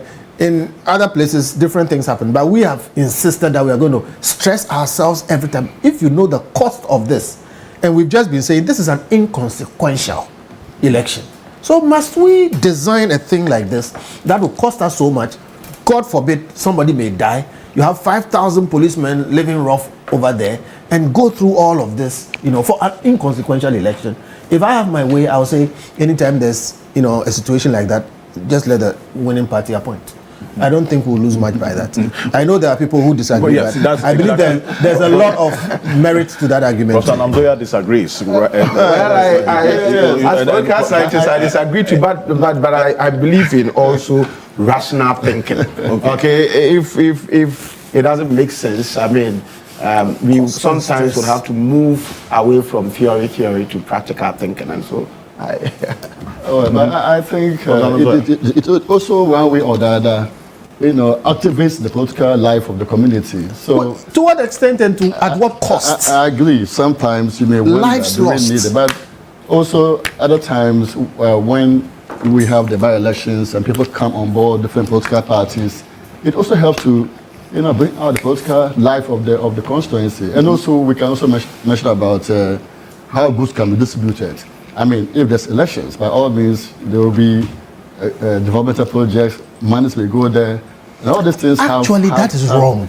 Yes, but it happens. Yes, but it's wrong. You see, that's the thing. The bigger picture, you have a situation where by-elections and roads are made overnight. Indeed.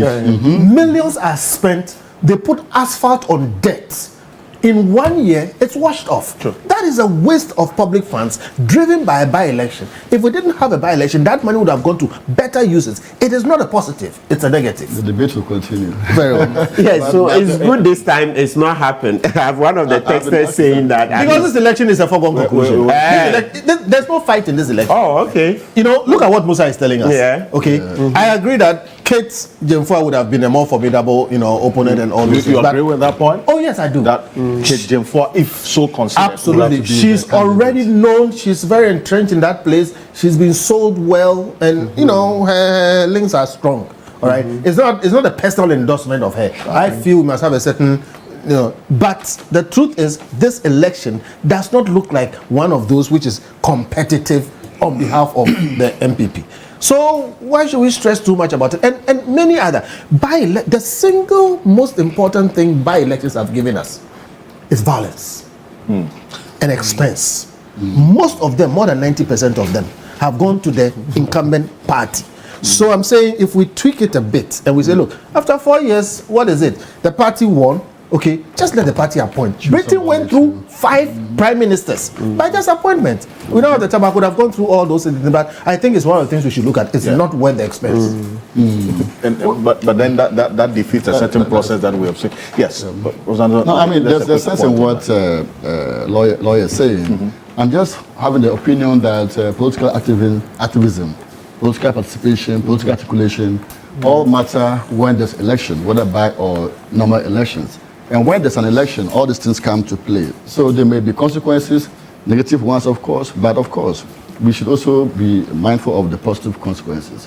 If we cancel by-elections, what do we stand to gain? You mentioned you have violence, but do we say that all by-elections are marked with violence? Most. Yeah, so but then at the end of the day, again, there will be results, and parties want to find out, even though we are in opposition, what is our performance in this particular constituency?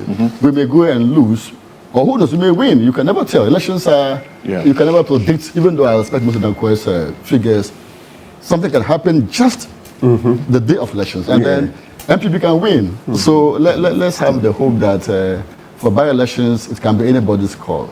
Well, and Mr. talks about the cost of this and the violence that we've seen already because of the fears of what could happen on Tuesday. Just about a week ago, around the same time, the Eastern South Regional Police Command arrested some 10 suspects. We're going to put that on the screen. Retrieved 9 weapons in separate operations at Akwetia as part of this ongoing security operations ahead of the election on Tuesday. The weapons, which we have pictures of, include 8 pump-action guns and 1 locally manufactured single-barrel gun. These were seized on the 22nd of August near St. Dominic Hospital in Akwetia. That's what you see there. The police intercepted a vehicle driven by suspect Bernard Komi Ofosu, and a search led to the discovery of 1 Topa double-barrel pump-action gun, 4 AAA live cartridges, and 2 FTB blank cartridges. In another separate operation at the Akwetia Y Junction snap check, police arrested suspect Joshua Emenuku after retrieving 15 live BB cartridges from him. And then also a subsequent search at his residence uncovered 1 Topa pump action gun and 5 additional live BB cartridges. Later that evening, police intercepted a Toyota Hilux pickup at the Bwedua Livingston snap check point, arrested suspect Inoke Siedu and Lu Yohang, a Chinese national, after 4 live BB cartridges were retrieved from the vehicle. In fact, preliminary interrogation revealed that the ammunition allegedly belonged to their employer, Wan Mohammed, identified as the owner of the vehicle. So this is what happened prior to just this about a few days ago. Mm-hmm. The arms en route to Akwetia, which were intercepted by the police. Reason why, when we spoke to the Ghana Police Service, this influenced the change in operation and the deployment of more legs on the ground, 5,500 of them. Yeah, it's proactive. It's proactive, and because you know Ablekuma didn't turn out well for the Ghana Police Service, right? So you can see that they have their reputations at stake. So they want to make sure that they get this right. But you know, from what I hear, when we went to Asinov, Dampare deployed about 6,000 or more. Yeah, so this is not the first time. So even actually, these numbers are a bit lower than what Dampare did in Asinov, right? Yeah, so it's the right thing that IG Yonu is doing. But when it comes to this arms, you know, some of them are actually being used by the Galamseyers. You see the Chinese. Correct. So some, they were, from what I understand, you know, in these mining areas, generally they have more arms because they seek to protect themselves, etc. So we cannot willy-nilly just say that all the arms that the police have confiscated were intended to be used during the by-elections to cause mayhem, etc. No, we can't make that conclusion. Let's just note that in mining areas, generally, you have a higher number of arms because the Galamseyers, of course, they are involved in illegal work, and so they know that they need to protect themselves, and so they tend to procure more arms. So that's largely to account for the arms you see there, rather than a preparation to go and unleash violence on our fellow citizens. No. So I'm generally confident that people, I mean, the police will do what has to be done to make sure that there is peace during the elections. We'll come out fine. I mean, generally. But in the run up to that, we've seen for the Ablekuma North one, when we run up on this, the 8 persons who were charged for the violence during the Ablekuma North rerun. Yesterday, they were sentenced. Now, the Regional Police Command gave details of these 8 persons. Let's flip it, and then we'll see what happened on the 11th of July 2025 and what the police have done.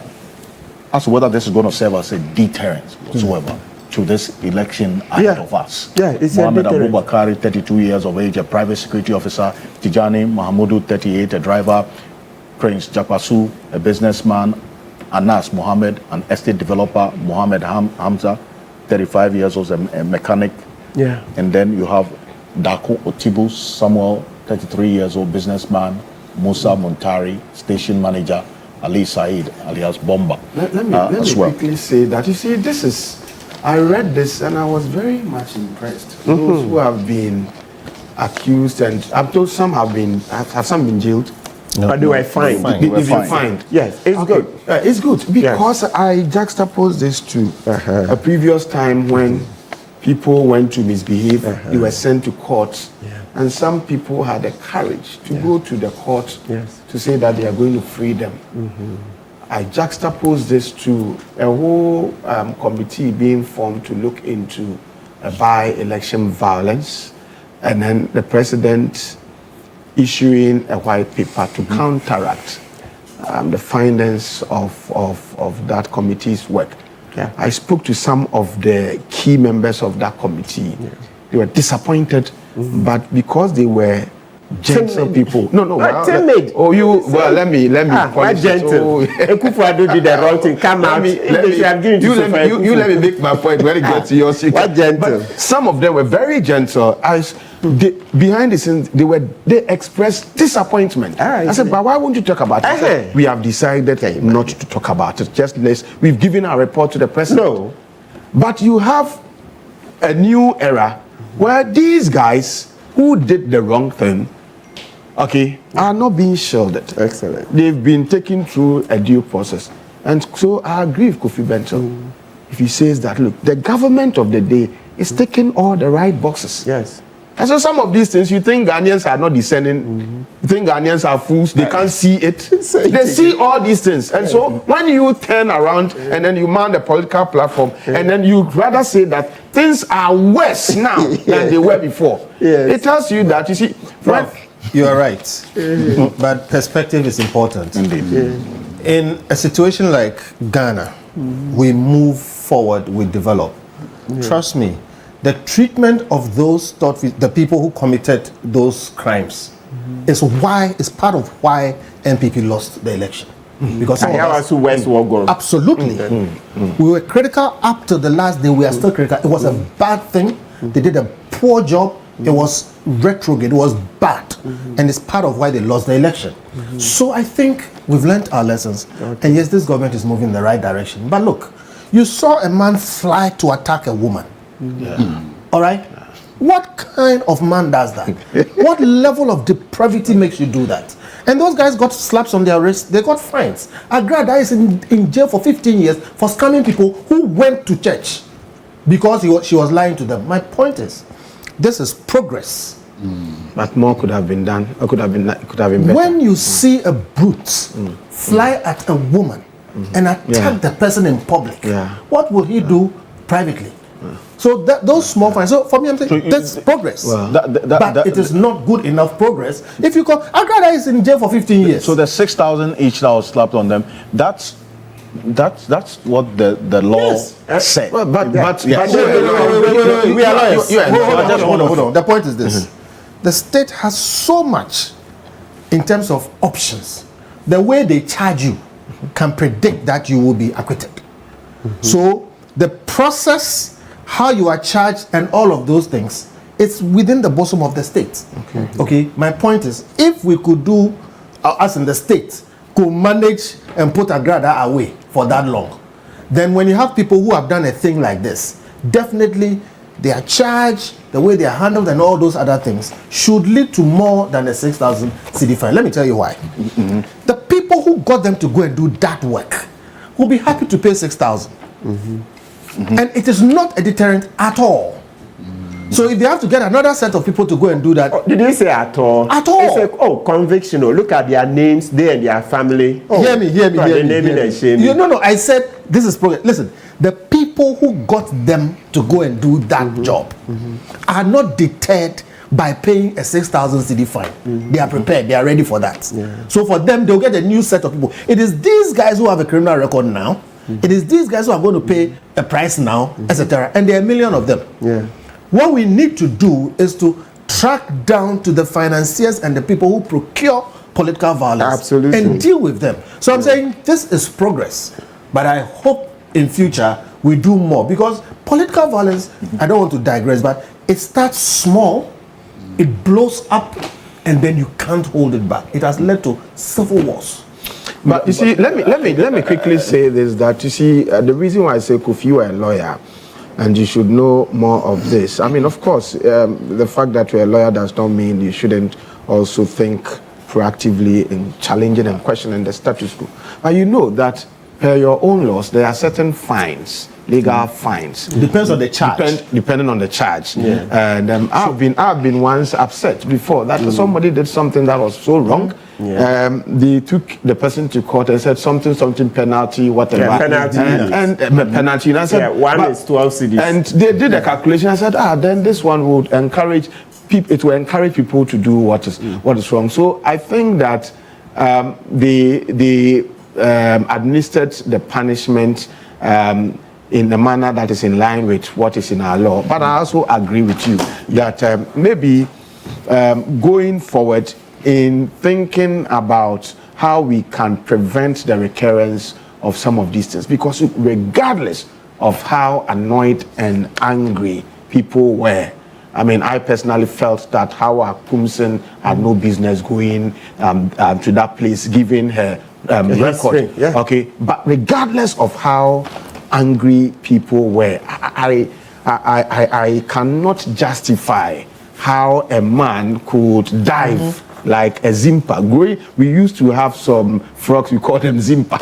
You dive just to be able to attack a woman. Like I thought it was very bad, and maybe we could have used this as a case study to show much anger and disapproval of violence against women. I think we could have done better. But going forward, I mean, some of these things that we say, I keep saying that the movers and shakers of Ghana, they listen to us. They are watching. And so I'm sure they are listening to some of these things. And then we'll have to do better as a nation in making sure that some of these sentences of punishment are more punitive to deter others from wanting to do so. Okay. But it was important to underscore that, yes, the charge and the penal consequence we saw match the charges that were slapped. Yes. And let's make this point. Let's make this point. You see, when it comes to assault, since 1993, all right, and well, I don't know before then, but our current Courts Act, we've specifically stated that when it comes to misdemeanors, even we can use ADR, okay, we can settle them. So meaning that these people that were charged, okay, convicted and sentenced, even they could have chosen that, look, let's go apologize to Howard Kumsin, etc. Try it and see, would she accept? I'm not saying she would have accepted, but what I'm trying to educate is that since 1993, that's the law we put in place. You can check, maybe if you Google section 73 of the Courts Act. It says that when it comes to misdemeanors, we can do ADR. So let's say Professor Namzoya here, touch wood, if he slapped Kofi Bentel, right? Instead of us handling the case in court through trial, conviction, punishment, it's allowed under the law for an Amzoya to see me, then we'll go plead with Kofi Bentel, we are sorry, this, we'll pay the medical bills, etc. Yes, and it will be settled, right? So that is our law, that for misdemeanors, they can be settled. And I'm saying 1993, right? Over 30 years ago. So it tells you that our manners have softened when it comes to misdemeanors.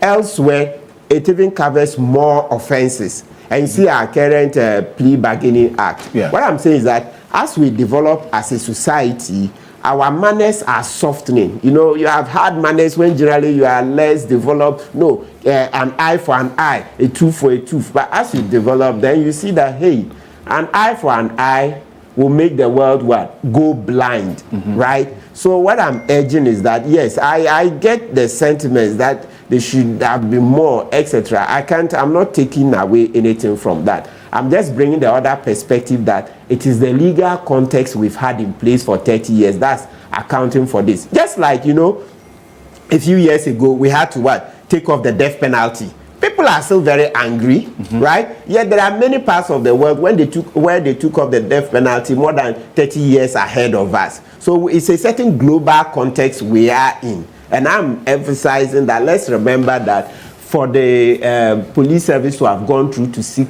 and obtain convictions is a huge step forward. As Prof said, Kofi have made, they also, he also made the point that I also West by-election was bad. So when you look at this, then it's like a huge leap forward. But please, let's remember that for these offenses, under the law, we could have used ADR. These people could have had elders to go beg, go prostrate before Howard Kumsin, etc., to get them to, so that the cases wouldn't have been dealt with in court, the manner in which it was done. All right. So that's the. I'm just with the last point. Oh, yeah. You know. So the thing too is that, but in the meantime, people have forgotten the question of, you saw how Akumsin spraying people with the pepper spray. And you know, before that, she had caused the death of people in her constituency, right? And so it appears she's gotten away with everything she's done. Perhaps the police should be going back. Nakoyo, she caused the arrest. You know, she went to a police station there with guns during the registration, right? She went, fired guns, everything that Howard Kumsin is done. If she is not also brought to justice, it doesn't serve our democracy well. Yeah, thank God, crime has no expiry date. Those things she did previously, I think the police should look into those cases, send those to court. Howard Kumsin has to be brought to justice. She has to learn through the hard way that violence doesn't pay. She has to learn that violence doesn't pay. Those things she did in Kaswa, she has to be brought to book. And security expert Professor Kwesiani has been listening to you. In fact, all of you make the point. And Professor is joining us on the telephone. Earlier advertiser was supposed to join us on Zoom, but there's a little hitch. But he's joining us on the telephone, thankfully. Professor Kwesiani, good morning. Thank you for joining us. We'll try to reconnect back on the telephone. Professor Amzaya, yes. Thank you so much. I think that the fines and sanctions are also timely because it doesn't matter whether they are heavy enough or they are lighter note. We are going for another by-elections, and I think the police have been able to come out quickly enough with these sanctions. It's also a lesson to others that, well, we saw what happened at Blekomon. So if you are going... Hold on to the point for me, please. Don't lose it. Sure. Okay. Professor, good morning. Thank you for joining us. Hello, Prof. Hello. Hello, Prof. Can you hear us? Oh, unfortunately, we have a little hitch. Please. Yes, I'm just on the timeless nature of the sanctions that have been applied on the people who are found guilty, and making the emphasis that we're going for another by-elections, and the fact that they are able to convict these people around this time is very important, so that if you ever have in mind to go and cause violence, you'll be aware that those who caused violence a few weeks ago are being convicted. So the timely nature of this conviction is very important, whether it is higher in terms of gravity or not. That's what I also want to emphasize. I see, and that point about the character in questioning as well, or the person, because Martin Kobe makes a strong point about that's too much. How Kumsin also now untouchable in the Kufuor's government. The police must go into it. She has to be brought to book for all the violence she did in that constituency. You know, that's what emboldened her. I'm sure she was still under the impression that she was still in the Kufuor's government. So, Kaswa Commando, she could go there and do what she did, right? Yeah, so if she's brought to book, all the mayhem she caused, all right, the torment, commanding police, getting them to arrest Nakoyo, all those things, the deaths. No, we have to really get into that. Otherwise, no, there will never be any sense of justice in Ghana if Howard Kumsin is not brought to book for those things. You see, the point I was making earlier was that we have not treated political violence with the necessary responses.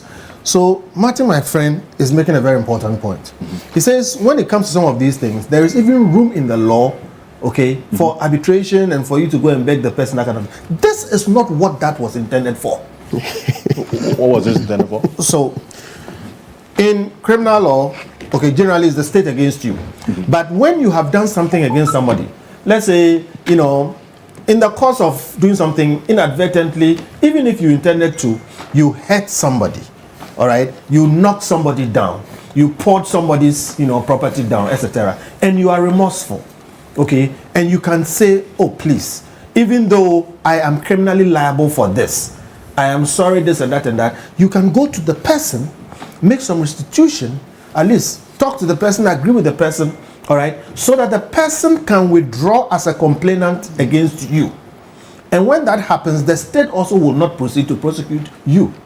To that extent, therefore, the jurisprudence of it is that with certain types of crimes where the party is remorseful, it's not necessary when the person can go to the other person and resolve it for the state to take it up and jail the person. Even in a criminal matter? In a criminal matter, yes. That's what, you know, we don't have time to explain all these things. Even so in it court. is there. Now, my problem is, this does not apply to political violence. It doesn't apply to a man flying and attacking. No, I'm coming. It was assault. The charge was assault. Under Section 84, assault is a misdemeanor and it qualifies under the court. Martin, I hear you, and this one, me and you, the law we understand. But what I'm saying is, this kind of assault is not the normal kind of assault where you have hurt somebody and you want to settle with the person because it was inadvertent. This is a man flying to attack a woman. It is aggravated assault. Yeah, okay, so my point is, and again, we don't want to turn this into a law school, but political violence, in my humble view, is not the type like what you saw, where ADR should resolve it. You are just talking about what Howard Ocansey did in the past, which hasn't been dealt with, and therefore it is repeating itself. We should treat all those things as serious. Again, note something. Political violence can easily deteriorate into other things. You have wars up north. People are fighting. Okay? Sometimes when you add politics to that, somebody shoots somebody's child. Then they come and revenge in Abobloshi. Before you know, there's fighting here and there. In Sierra Leone and Liberia, they can give you many examples how mining, that I'm saying, of diamonds, okay, connected to political violence, ended up in a civil war. Okay, we are talking about somebody like Howard Ocansey, who Martin clearly is saying should be dealt with because she has a certain history. Do you think the way we are treating these kinds of violence will stop people like her? If we are dealt with her well in the past, maybe we wouldn't have had a repeat. The way we've dealt with these people, I say, these gentlemen have a criminal record. Their fines are going to be paid by the people who procured them. But the people who procured them will procure a different set of people in the next election. So we need to treat political violence differently.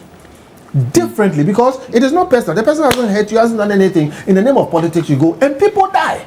Not misdemeanor, but it should not be a misdemeanor. An aggravated assault. It is aggravated assault. We shouldn't treat it with political violence at all. This is the Vigilantism Act. Yes. So that's all I'm saying. Treat it as it is because it is serious. Yes, this is progress, but is it? It's not one. Not enough progress. It won't stop political violence. We should give political violence the necessary color, so that people who are engaged in it know that if you do this, you get 15 years like a grant. No, but I think that Kofi's point has been well made, and I don't think any of us here should disagree. We agree. I mean, we agree that they've gone according to the law, but we think something better can be done to deter, to prevent people from. I mean, if you are supposed to dive and go and hit a woman like this, and afterwards you pay 6,000, people will pay 1 million and do it. If they are very, they are very, very, interested in what they want to do against. So I think that it's about time we took a second look at some of these sanctions with a view to upgrading or making them more punitive so that there can be more in the manner of justice would have been roundly served.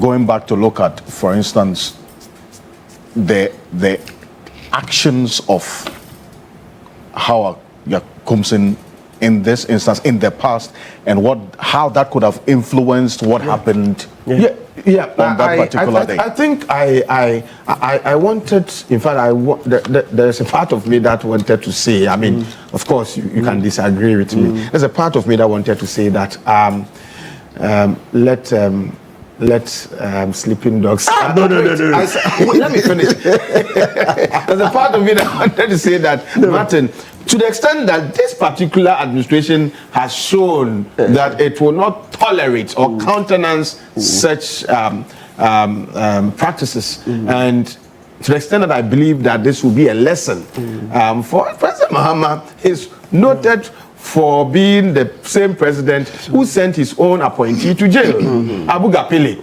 And so people did this to benefit his party and said, no, we will not sit down to allow this thing to fester, so let's crack the whip. And I want to believe that this would serve also as a lesson to successor regimes, that yes, you speak to your people, and when people run afoul of the rules, you allow the laws to take their own course. So I was going to say that if it's if others are going to learn, then let us allow sleeping dogs. But of course, you are within your right to say that no, this particular one is my own impunity is beyond imagination. This is my own view. If not once, not twice, if as a nation, we feel that we should crack. But I'm asking, so what has happened to the outcome of investigations? Crime, we are told, has no expiry date. And so, what if you are because they were in power? You know, she's very close to Akufo-Addo's body, so they shut up the police. Now Akufo-Addo is not in power. Well, the police hierarchy has to dig up Mr. IGP, earlier on, I felt that I thought we could allow sleeping dogs. No sleeping dogs. If in the wisdom of the good people of Ghana and the panelists here, I mean, I don't know what you are saying about it, but if you all think that the IGP can go back into the matter and also bring her to book. I mean, I'll pander to superior wisdom you know, about some of these things. If we get to that, it will be a great lesson to Ghana. That this is a violent woman who has been dealt with. And then through you, people have died. Exactly. Now you are talking prop. People have died. She shed blood. She shed blood. And you are saying she should be brought to book. You see, but you see, it's just that the way manner she was attacked, you know, generally as a people growing in a democracy, I think gradually we are all being socialized into the fact that, look, there are certain people you don't want to harm, women and children. I mean, once you do that in a society where people's heads are properly screwed on, eyebrows will be raised. And I'm not saying that if you kill a human being or if you supervise or through you human beings die, eyebrows shouldn't be raised. But it appears that among all of us, we agree that the way a manner the woman was attacked, you know, raised eyebrows. And for me, that's how come when those perpetrators were dealt with, I thought that we could just allow things to lie. But if, like I said, we all think that the woman must also have answer some questions given the past record of violence and abuses and human rights abuse. If you think that she must answer questions, then IGP, you are there. I think the dockets may be there. You can just go back for them and ensure that the right thing is done. So that we are talking about deterrence today, so that it will deter other people who would always want to use the cloak of partisan protection to be doing things and to be violating human rights abuse simply because they think that the appointing authorities or the commander-in-chief will be shielding them. I think we can go that route if we all think that that's the way to. I see, Professor Namzoya, this is big, because I think we're separating the issues. Her history does not justify the attack on her. I think that's I agree with you. And we have to be careful how we bring out issues of historical past with this particular discussion. Circumstances differ. So if we want to investigate any matter, whether Howard Kumsin, Honorable Howard Kumsin, or any other person, let's look at circumstances within which the actions took place. So we are now judging her, I think, by what happened to her. Somebody went to attack her at a polling station, and we are kind of saying, yes, perhaps this is also part of what she did in the past. No, nobody said that. Okay, so I want to say that we should not bring in her matter to justify what happened to her at that. Those matters have been well separated. They are separated. So if you're asking for investigation, it should be within the context within which her own actions took place, and not as a result of the fact that she was attacked, recently at the Ablekuma. I mean, even if it didn't happen. Prof, after this topic today, we will not get a chance to raise it. That's after condemning this. We have to raise it. I'm making the point that even if it didn't happen, even if she was not attacked at Ablekuma, one could have still called for investigation into what happened in her in her constituency. So I don't want us to use Ablekuma as an instance to justify why we are calling for, or why there's a call for investigation into her actions. It can be done anytime, but not because she was attacked at Ablekuma. That's why the call is not being made to justify, her investigation. So I think we are agreeing on a number of things, but we seem to have been, throwing them about. Let's be clear: crime has no expiry date. Excellent. Now, there's a lot of focus on Hawa Yakubu, but what we need to do. Hey, I keep saying. You're not alone. Sorry. What we need to do, what we need to say at a program like this, is that every electoral crime should be properly treated. And if we are going to go back, let's go back all the way. Triponi, 8 people died and everything. But let me round it up and say this. There is a tendency to have a number of things happen after every election or by-election. 1, violence. 2, electoral dispute and petitions. So what a smart people will do after 30-something years of experience in this will be, at every election, let us set up 2 bodies waiting. 1, a judicial arrangement, the courts, which actually have been set up to handle electoral disputes expeditiously. And 2, a court to try electoral violence expeditiously. All right? There is no reason why we shouldn't do that. What Martin is saying, what Prof. Jampo is saying, what my brother here is saying, everything, we are saying that, look, if we don't treat these things with the seriousness they deserve, they won't stop. So my suggestion, given that everything that has been said, is that if you're going to go back to Hawa Yakubu, go back all the way, because all those crimes, some of the people are still walking around. But going forward, at every election, like this one, like what we are going to have 2 bodies sitting right after the election. 1, a judicial arrangement to deal with electoral disputes. 2, another court to deal with every piece of violence that arises, and let us treat them with more stringent rules. So you don't go to the ADR arrangement. If somebody does this, it's not just assault, it's aggravated assault, and there's no room for ADR. We sentence you quickly, you go in, then everybody takes note that if somebody comes and gives me 200 cedis to go and fight with somebody, I may end up in Sawon for 6 years. If we did that, we'll be moving towards a more durable solution. This is K Point on TV3. We are live on 3FM 92.7 and on TV3 Ghana on Facebook. Quite a number of your messages, 1,333 of them. I would randomly do sampling and read as many as I can. This one from Richard Kumado says, knowing that good behavior will be celebrated, bad behavior will be investigated, and awkward behavior will be prosecuted in accordance with the law. The role of Ghana Police in elections is to predominantly create a safer voting environment, provide safety and security assurances to voters, and secure the polling collation centers. These violations must be punished to serve as a deterrent. Prince Henry from Koforidia says the problem with the MPP is no or bad leadership, and until the MPP rebrand itself in terms of changing their leadership and remaining the MPP to... Okay. People will forever remember the name Nana Akufo-Addo and Dr. Bawumia anytime they see and hear the name NPP. You're safe. Thank you. This one here from Musa Abatwa in Aswasi. Good morning. I strongly support the position of the OSP to focus on retrieving stolen funds. I think that's is a third topic we'll get into this morning. Thank you very much. This one here says, I agree with all your panelists about this position that the law must take to punish people. Yes, the person in question is also one that has to be talked about. It says, I thought that you were not going to bring this up, but looking at the behavior of Hawa Kumsin, that cannot also be discounted in the conversation about what happened in Ablekuma North. These people have been punished, but we also want to find out if she was questioned at all in the process of the investigation. That is one that we do not know.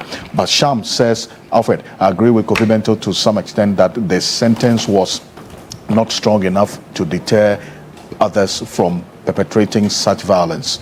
I also would like him to analyze the conduct of Akufo-Addo in the aftermath of the 2020 elections where 8 Ghanaians were killed. What does he say about Akufo-Addo's conduct on Mavis Hawa Kumsin when she shot a gun and perpetrated violence resulting in the death? Prosecuted. Severe. She should have been prosecuted. Yeah. I spoke against that at the time. There was Hawa Kumsin should have been prosecuted. Absolutely. And this man is also joined in Jacob Osei-Ebua. He says no to Jampo. Professor Jampo Jacob Osei-Ebua says no. If Hawa Kumsin is dealt with, it will send a signal that even if you are not dealt with by your government, the next government can deal with you. Yeah. Well, yeah, so this is the right for Joy, now you don't text me again. Thank you. Anyway, thank you. Let's move to the next issue, which happened a little over a week ago. In fact, there's a committee, over 2 weeks ago, as a matter of fact, there was a committee that was established to look into it. I'm talking about the Ridge Hospital or the Greater Accra Regional Hospital incident involving the nurse on duty then at the emergency unit, Rejoice Chuchu-Bote, and some other persons as well, and Ralph, the social media activist. The committee put out the details of their investigation. The Ghana Rated Nurse and Midwife Association says, look, that detail cannot be the reflection of what happened on that day. But I want us to listen to the account of Rejoice Chuchu-Bote before this investigation was conducted. She had claimed that she had a dislocated shoulder. The committee says there's no evidence of that medically. Take a look. When he came in, he wanted us to leave everybody and attend to him. So we explained to him.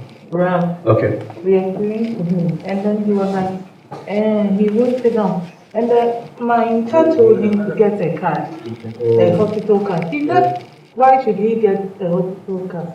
Because his name must be in the system. Once his name is tied in the system, it should have everything should pop up. And my intern said, no, it's not done like that in Ghana. There he was angry because he was told it's not done that. That is not done in Ghana. And he started insulting us. We don't want Ghana to progress. Then he brought out the phone. But initially, I did a pressure dressing for him. Okay. In his finger that he said it was bleeding. It had bled. Okay. The blood had dried. Okay. So I just had to put a gauze on it so that we reassure him. Okay. He wasn't happy about it, so he took off the dressing I did for him. Okay. Then I approached him and I told him that I've done a dressing for you, so be patient. We have 2 trauma cases and other cases too are there. He wants us to leave them. He got angry and he started attacking. Yes, so he did this to me. And then when he went out, I don't know where the guys came from. Most of the health workers saw them earlier, so they had flee. I didn't see them. And then they, from my back to my chest, and then they were just... Did they push you? Were you pushed? Or what did they do? What did they do to you? Yes, I was hit. I don't know if it was a fist, a tap. I can't describe the... But what happened to your hands? Raphael, I don't know, Raph did this to me. He hit me with the phone with the fist. And I even dodged a couple of the fists. They hit me all over. But right now I have a dislocation on my shoulder and some headaches and body pains. All right, thank you very much. To add that, he was telling us he will follow us to our homes and beat us. And if take one life and... Oh, you take one life. Actually said that? Yes. Okay. We are happy to hear that, and I think this is a very unfortunate situation. So that's Rejoice Chuchu-Bote, a rotation nurse who is reported to have been assaulted at the Greater Accra Regional Hospital on 18th August. As you heard her, that she said she had a dislocation or fracture, but the investigative committee led by Dr. Lawrence Ofori-Buedu concluded in their final report that there was no medical evidence of dislocation. That's just, we'll put the details of it on the screen now as I did open. So let's go in there and put the details of what the report says. And it first indicates, one, the full details of the committee members and what has happened and what the recommendations are going into this. The committee members are seen in there, headed by Dr. Lawrence Ofori-Buedu, Wilfred Addo, Head Internal Unit, Ministry of Health, Lawrence Lawson, Evelyn Amwakon, Abubakar Mutiu Rahman, Tony Goodman, and Dr. Ebenezer Odro Mensah as well. We see that these were the terms of reference of the committee so that we understand the work that they did and the outcome as they have put out. One, they were to establish the circumstances that led to the alleged delay in providing care for the patient brought under emergency. Let's put that on the screen. Two, the events and factors that escalated into an alleged assault of a health professional. Three, the state of security at the hospital at the time of the incident. And four, the number of nurses and doctors who were on duty at the time of the incident. Now, on the matter of the question of delay, the finding of the committee says, one, there was no delay in attending to the said Ralph with the suspected head injury,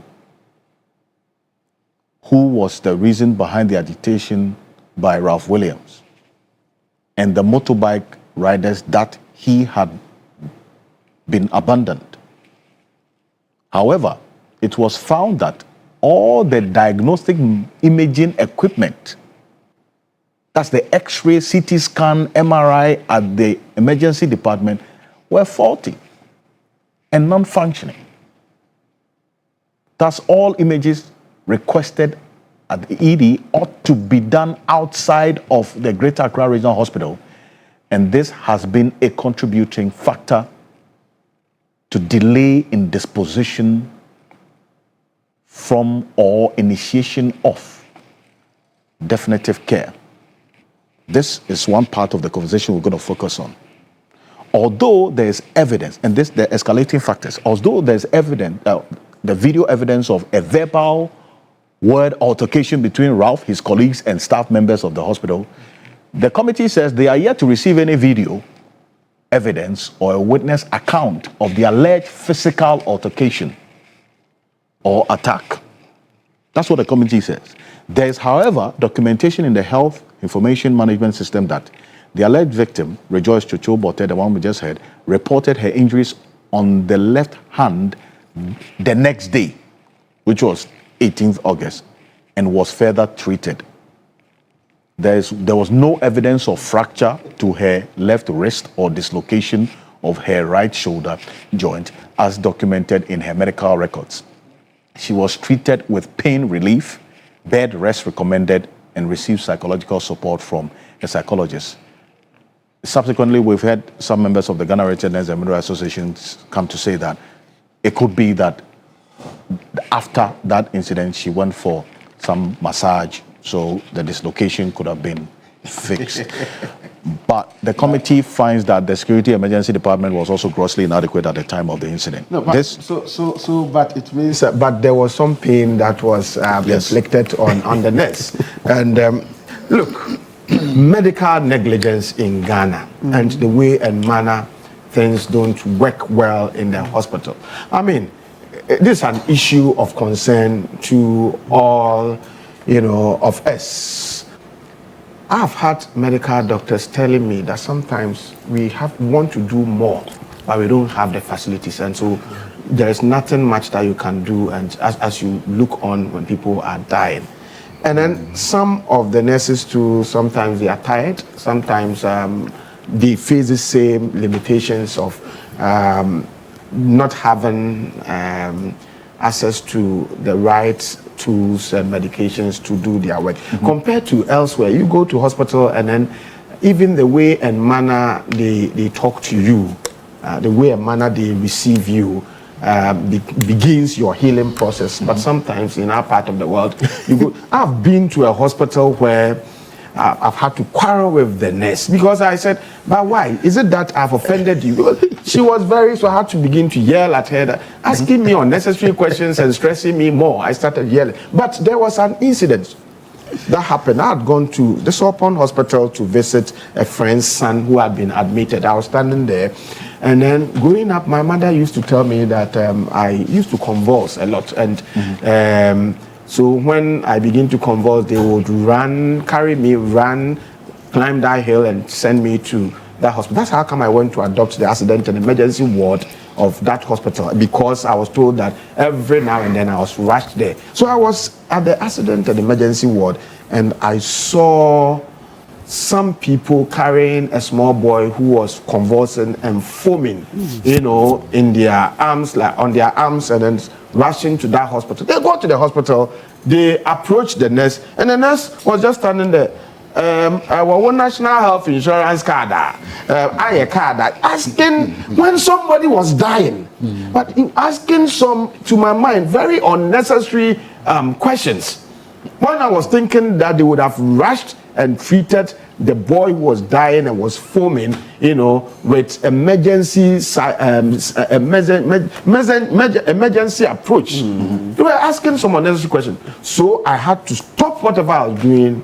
I went there, and I'm saying that. So if you are frustrated about the way and manner they do things there, see, if you don't take care, you may act in a manner that would also be abusive. Okay, I was very angry. I went there, yelled at this nurse, and then before she sat up, administered some infusions and did a few things, and then to stabilize the body. I had to yell at her first. Okay, so my point is that the guy who went there to do these things, I'm thinking that, look, sometimes it's frustrating when you go to a hospital, but that does not create any license. It doesn't give you license for you to also be abusive towards the nurses. The nurses must be socialized into appreciating the fact that, look, if you begin to speak to patients well, if people come and you are very receptive towards them, it begins their healing process. But sometimes some nurses, they see you and they behave like they have an issue with you already, and they are throwing you off, and we don't care. They say all manner of things. If you do that, then you are also, you see, somebody comes to the hospital, already the person is not all right. Okay? It's not all right. So you must have a way of handling the person to calm the person down.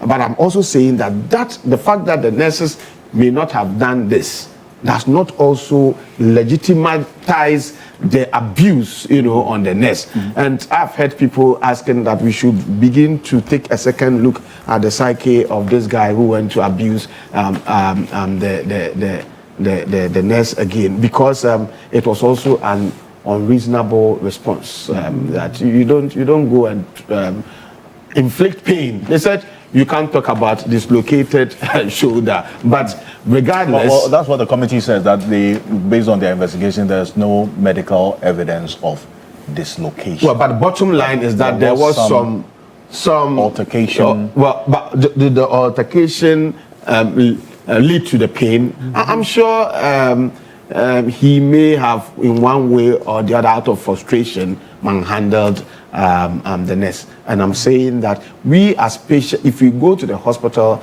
as patients, it is true that things may not work as quickly as we want. And in our part of the world, it's now even suggested that if you go to hospital and you don't know anybody there, forget about the money that you may have. You have to know people. And so you can just imagine, you've been to a hospital, you don't know the CEO, you don't know any medical health practitioner, you don't know any politician there who can place a call. If you don't take care, you may be frustrated and then you may die.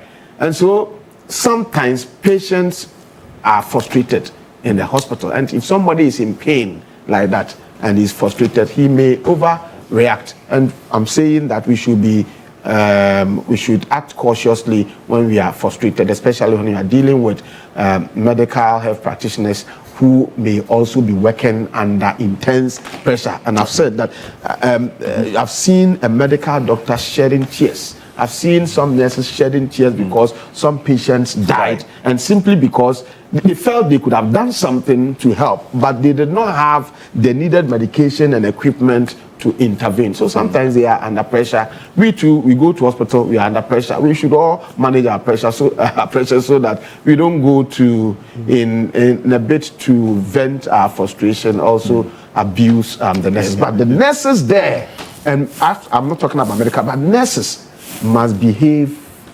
humanely when it comes to dealing with patients. If somebody comes to hospital, you should know that right from the word go, the person is not all right.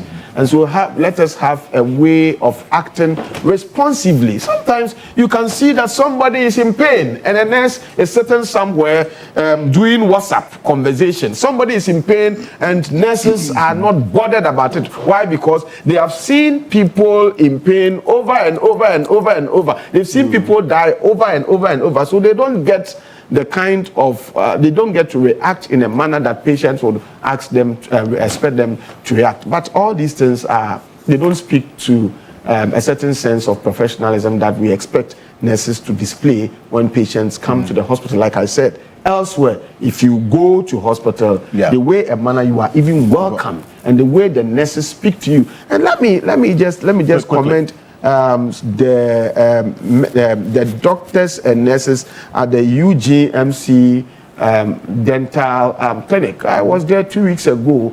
They were a manner. They were talking to me. We are coming to do this to you. It will pain you a little. It's just going to be like a needle. And then please take it easy. Then they will calm you down. Things that you were expecting to show some paranoia, they managed to make you calm, and they spoke to you nicely. And so I commend them. But nurses must learn how to communicate and talk to patients when they come to hospital. Otherwise, people who are frustrated may then resort to other attitude or reactions that may be abusive. We are not condoning or justifying that, but we all must check I think it's good that you separate the issues. Yes, indeed, there are good nurses out there. The same way you have others who will show, different behavior or bad behavior. But then again, that line must be drawn clearly. That does not justify in any way what has happened. And because of the outcome of this finding, unless of course the committee's findings doesn't answer the questions. So I'm going somewhere there. With respect to everybody, I think we are shooting the wrong target. Why is that? I think the committee was also shooting, maybe 1 and 3, but I think they were shooting the wrong target. Now, we can say a lot of things about our hospitals and their facilities and our health, sector, personnel, nurses. The minister had to go to somewhere and go and sack some chief executive. We can say a lot about that. That's a different kettle of fish. This matter is about hospital security, 1. And 2, assault and battery, period. Why do I say so? If you run a hospital of any shape and size, it is your responsibility to make sure that the people who work in that hospital are safe and that they are not vulnerable to anybody who walks inside, regardless of their cause, to assault them or do anything to them. What their issue is different. And to the extent that you have a major regional hospital in that space, that place, given the people and everything that goes on there, to think that anybody could walk in there, bypass hospital security, go in and attack a nurse for any reason is wrong. Because one private security person per 12-hour shift. That's what they had in place. Wrong. And look, when people are sick, you don't know what is wrong with them. All kinds of things could be their problem. Yeah. So you should have in mind that in a place, I'm trying not to use the terms, there are emotional intensifiers. Okay. How do you explain that? Given the circumstance, people's emotion. If your child was hurt and you were carrying them into that place, you are not in the right frame of mind. And people handle these pressures differently. Some people can lash out. In other places, people fire guns. Number one issue is hospital security. The security of the facility and the security of the people working in the facility. So to that extent, the committee should be asking, how was it possible that somebody could walk into that hospital and not be accosted angrily, and then the person could actually reach to medical staff and assault them? Now, assault does not require touching the person.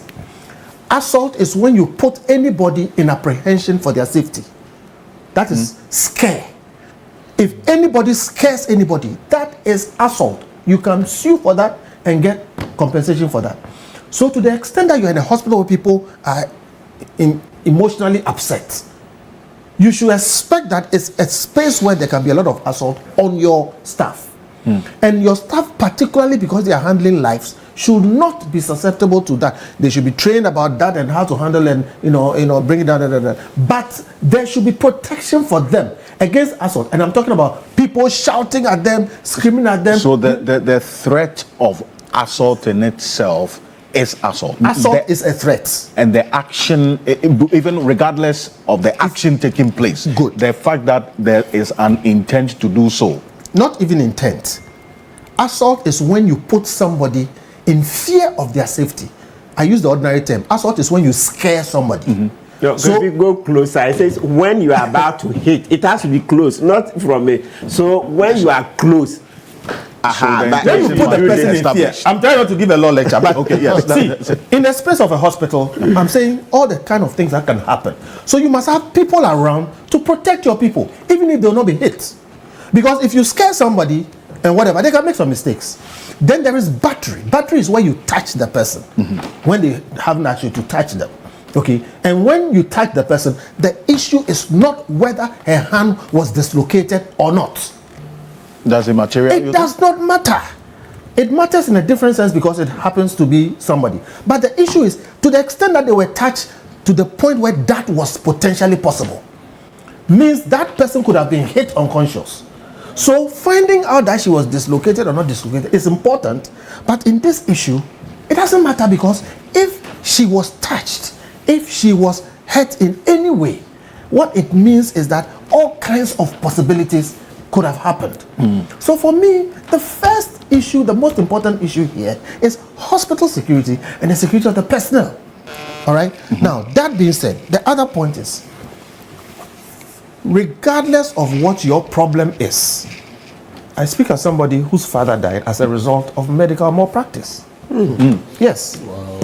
It turned out somebody made a mistake at night and injected my father with the wrong medicine. Yes. Okay, so it's not an easy matter for me. But at the end of the day, we have all the kinds of pressures that we have. Okay? It still does not justify you taking it out on a nurse or medical practitioner. We know that they have their own stresses. But there must be a process for dealing with that. And that is the issue. What is the process? Assuming Ralph had a case, assuming indeed something happened that shouldn't have happened and it was affecting him, what was his process for dealing with it without attacking them? All right? And I agree with Prof. Jampo that, look, in other places, IT services marketing, handling hospitals and services, when you have, like I said, exigencies and emotional intensifiers, it is never right in an emergency to ask the person to go and do a card. And I've seen it myself too. I have been to hospitals. If you don't have a card in a hospital, it is wrong.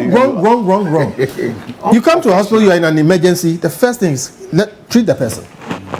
And then you can deal with the issues later. And we have all experienced that in other places. When you go into an ER, in fact, the first thing they do is to put a tag on your hand. Okay, and they'll ask, if you can't speak, they'll ask whoever brought you, what is your name? Very basic information. Yeah. Put a tag on your hand, and then straight you are undergoing treatment. In situations I've experienced, whilst you're undergoing treatment, they check whether you can, give other information. Somebody comes there to come and take the information. But here somebody is bleeding and you're asking them for NHIS card or whatever it is. It's wrong. We should stop that thing.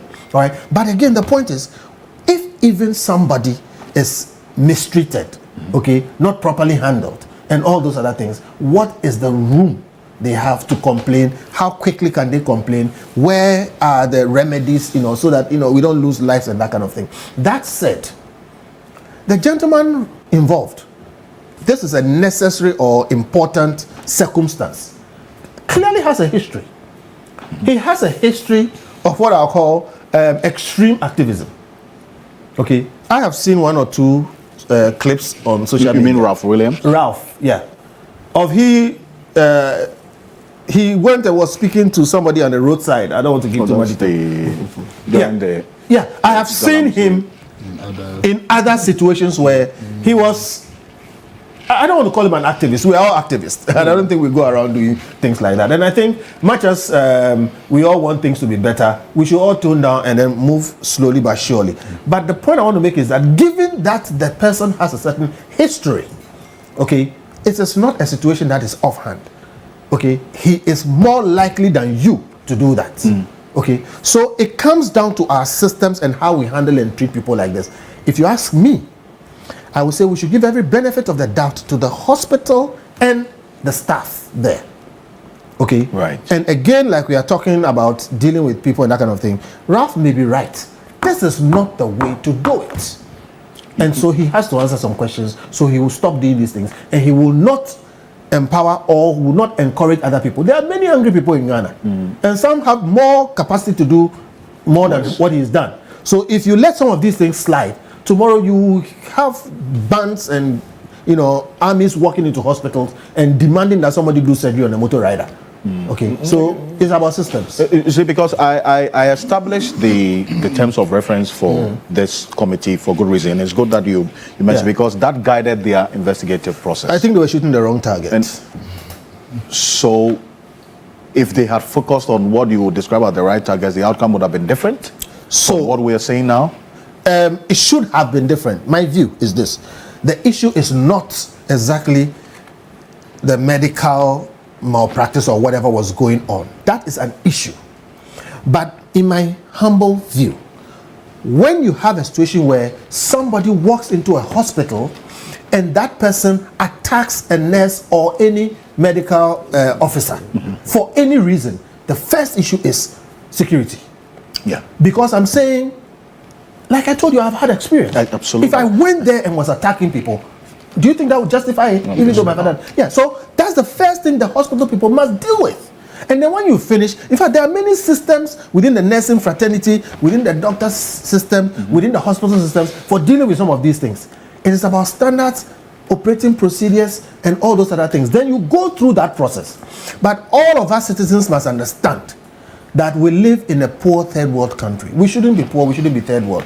Our leaders have left us where we are. So things will not be perfect. And if things are not perfect, you don't make things better by going and attacking health personnel in the course of their duty. Whether the lady's hand was dislocated or not, it's not the central issue. As long as she was touched, as long as the person reached her and assaulted her, that is the issue.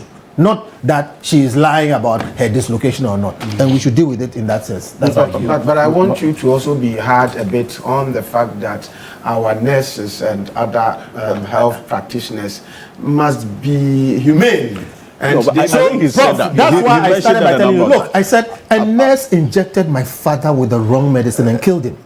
I don't want to go there. Please. Forgiving... No, I'm not forgiving them. That is why I'm saying that the issue here, it's not really that, because that happens too much in this country, and people get away too much with it in this country. But that's not the issue. That is an issue that should be dealt with at another level. This issue is about hospital security. Now, if it turns out that the hospital was secure, this guy was angry and he was restrained, the system would have worked. Then we listen to his problem and we deal with the problem. If we come to deal with medical malpractice, too much of it happens in this country. Too much of it goes away unspoken of. And it's because it's difficult when you speak to the doctors, and it's difficult to establish medical negligence because the systems don't really work in this country. Systems. And that's what the problem is. And Prof, I'm going to bring you in, but let me just acknowledge the presence of Dr. Thomas Anaba. Is the Member of Parliament for the Garu constituency, but more importantly for this conversation, he was the CEO of this same Ridge Hospital when it became, or when it had the facelift, as we're seeing now, under the John Mahama 1 administration. Dr. Thomas Anaba, good morning. Thank you for joining us. Good morning to you, Ocansey, to your panelists and all your viewers.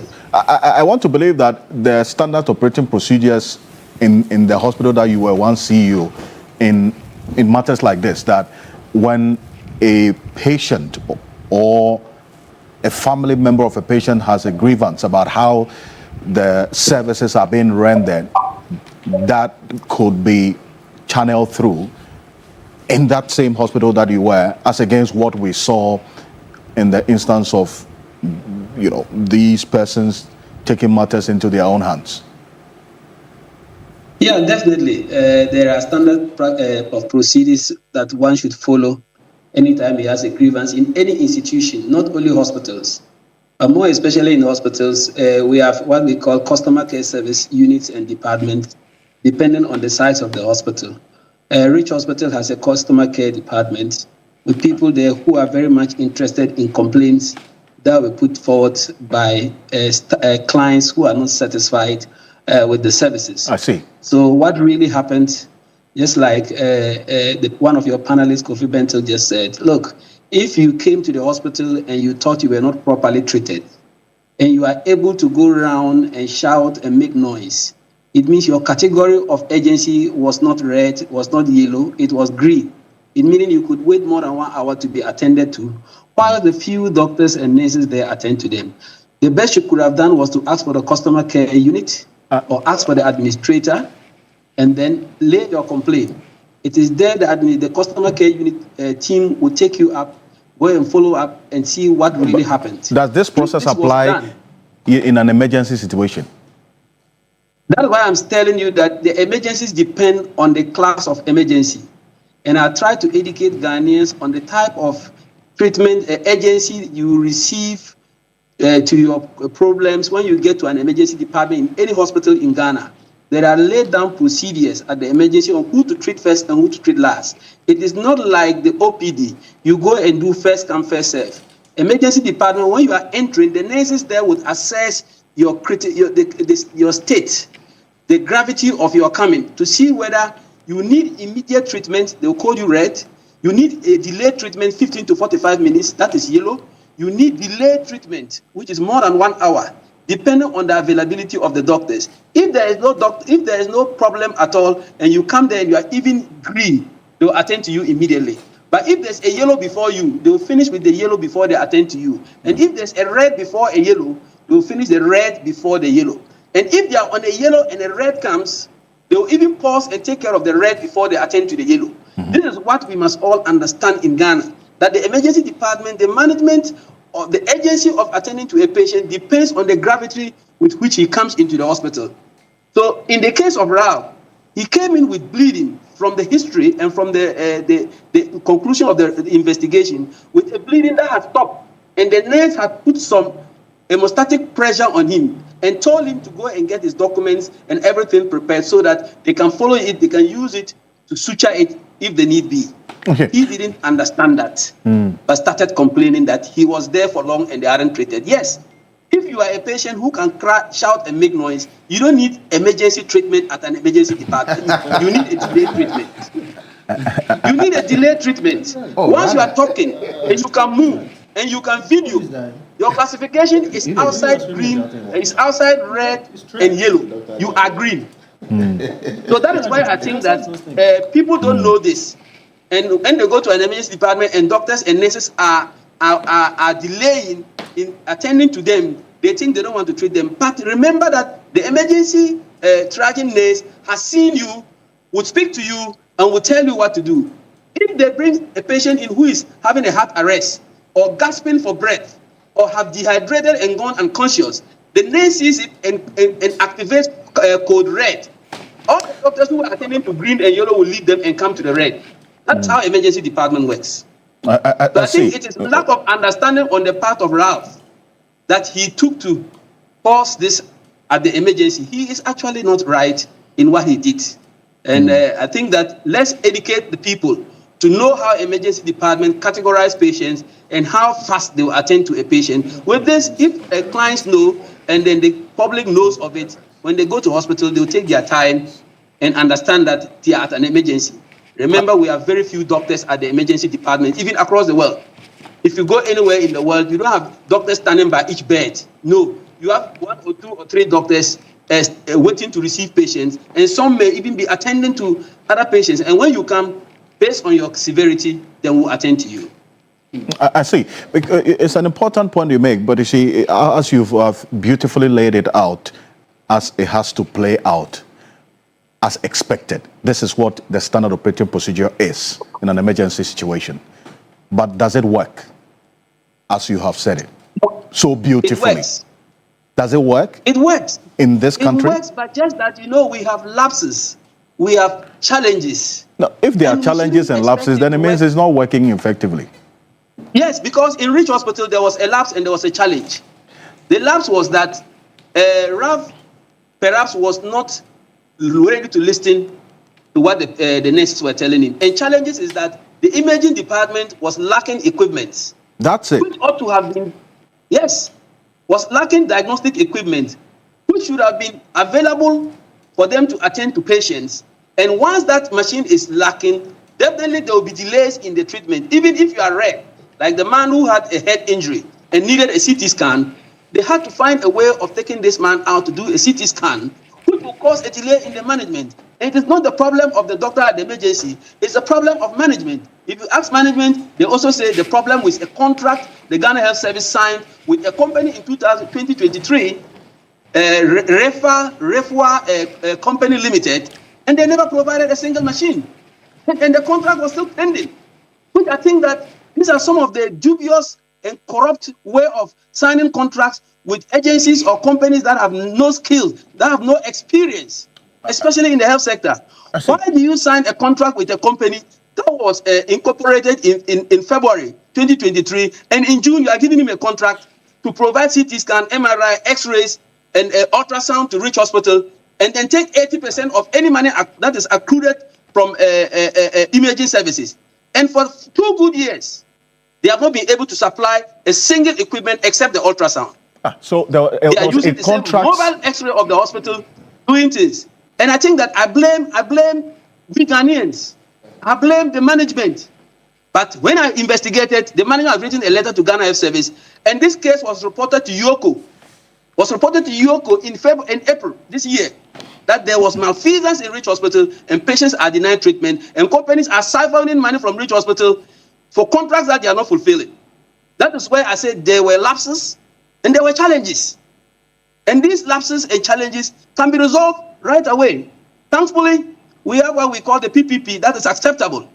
And I'll encourage that let's either cancel this contract and get a new contractor to bring the equipment, or let him provide the equipment with immediate effect.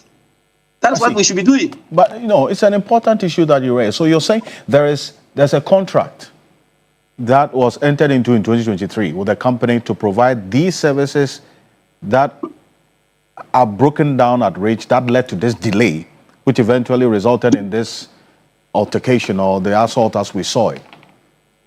But it contributed in the delay that Ralph emphasized, that there's a man there lying for more than 1 hour without treatment. I beg your pardon, the delay, yes. And you're saying this company that was awarded a contract didn't have any prior experience, and they haven't delivered. They had no experience. They haven't delivered. Refwa Limited. And they haven't delivered as per the details of the contract till now? They haven't delivered. The only equipment they bought for Rich Hospital is the ultrasound. I personally went to Rich in ending of April to do an X-ray of my knee.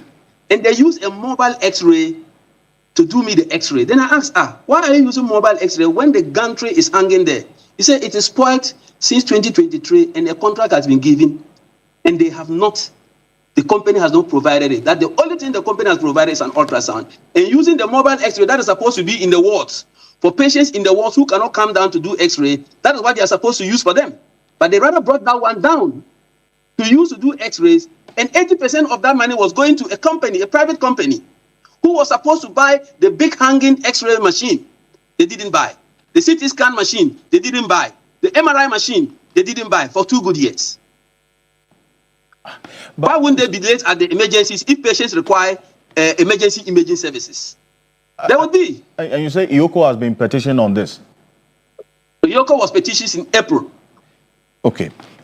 Now, so it's up to IOCO. I hope Kofi, the Consumer Service Protection Agency or whatever they are, should push on this, because it entails taking care of customers, having a quick turnaround time at Rich Hospital, and the company is not providing the services. And you see the other challenge that came up, the security issues. A company again was given contract to provide 70 people on standby at Rich Hospital to provide security. They are taking 140,000 a month for 70 workers. We are heard that the security there are taking 500 Ghana cedis a month. Do you think they'll work well? They'll come when they want. So security was lagging. Somebody signed a contract. The contractor was not fulfilling. These are all some of the corruption issues that led to what happened in the December elections. We saw it happen at Frontier, at the airport, Frontier Healthcare, and then the rest, giving contracts to companies that have no capacity. Some of us are preaching for PPP, but this type of PPP is not what we want. Whether the person is with you or not, if he has a capacity, give it to him to do the job and provide Ghanaians with the needed services we are looking for. Right. So there are serious issues at Rich Hospital. And I'm happy IOCO has the report, has the petition from the journalists who did the investigation, and this should serve as a call for IOCO to hasten and hurry up with their findings and then bring the perpetrators to book. So I want to thank Ralph for wrongfully complaining for them waiting to take care of him. But at least he has revealed some weaknesses in the system, as well as corruption issues that were not treated with the speed at which some people were expecting it to be handled.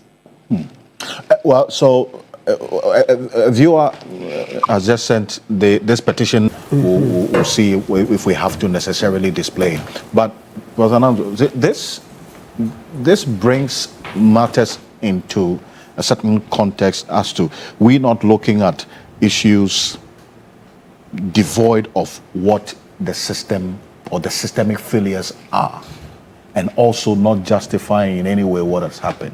You hear Dr. Anaba clearly indicate what is captured in this report, even and beyond. The imagery services that were supposed to be there, if had been there, this beautifully spelled out standard operating procedure would have worked. And probably the delay, that occasion, whatever happened, wouldn't have also occurred. But here's a case where all these machines are broken down. We have a company that has been awarded this contract for the past 2 years. They don't have any experience in doing that. And we're seeing this impacting on service delivery. And then you have customers or patients who cannot also control themselves, as Kofi did, even in the instance of his father dying, taking matters into their own hands. What do we do?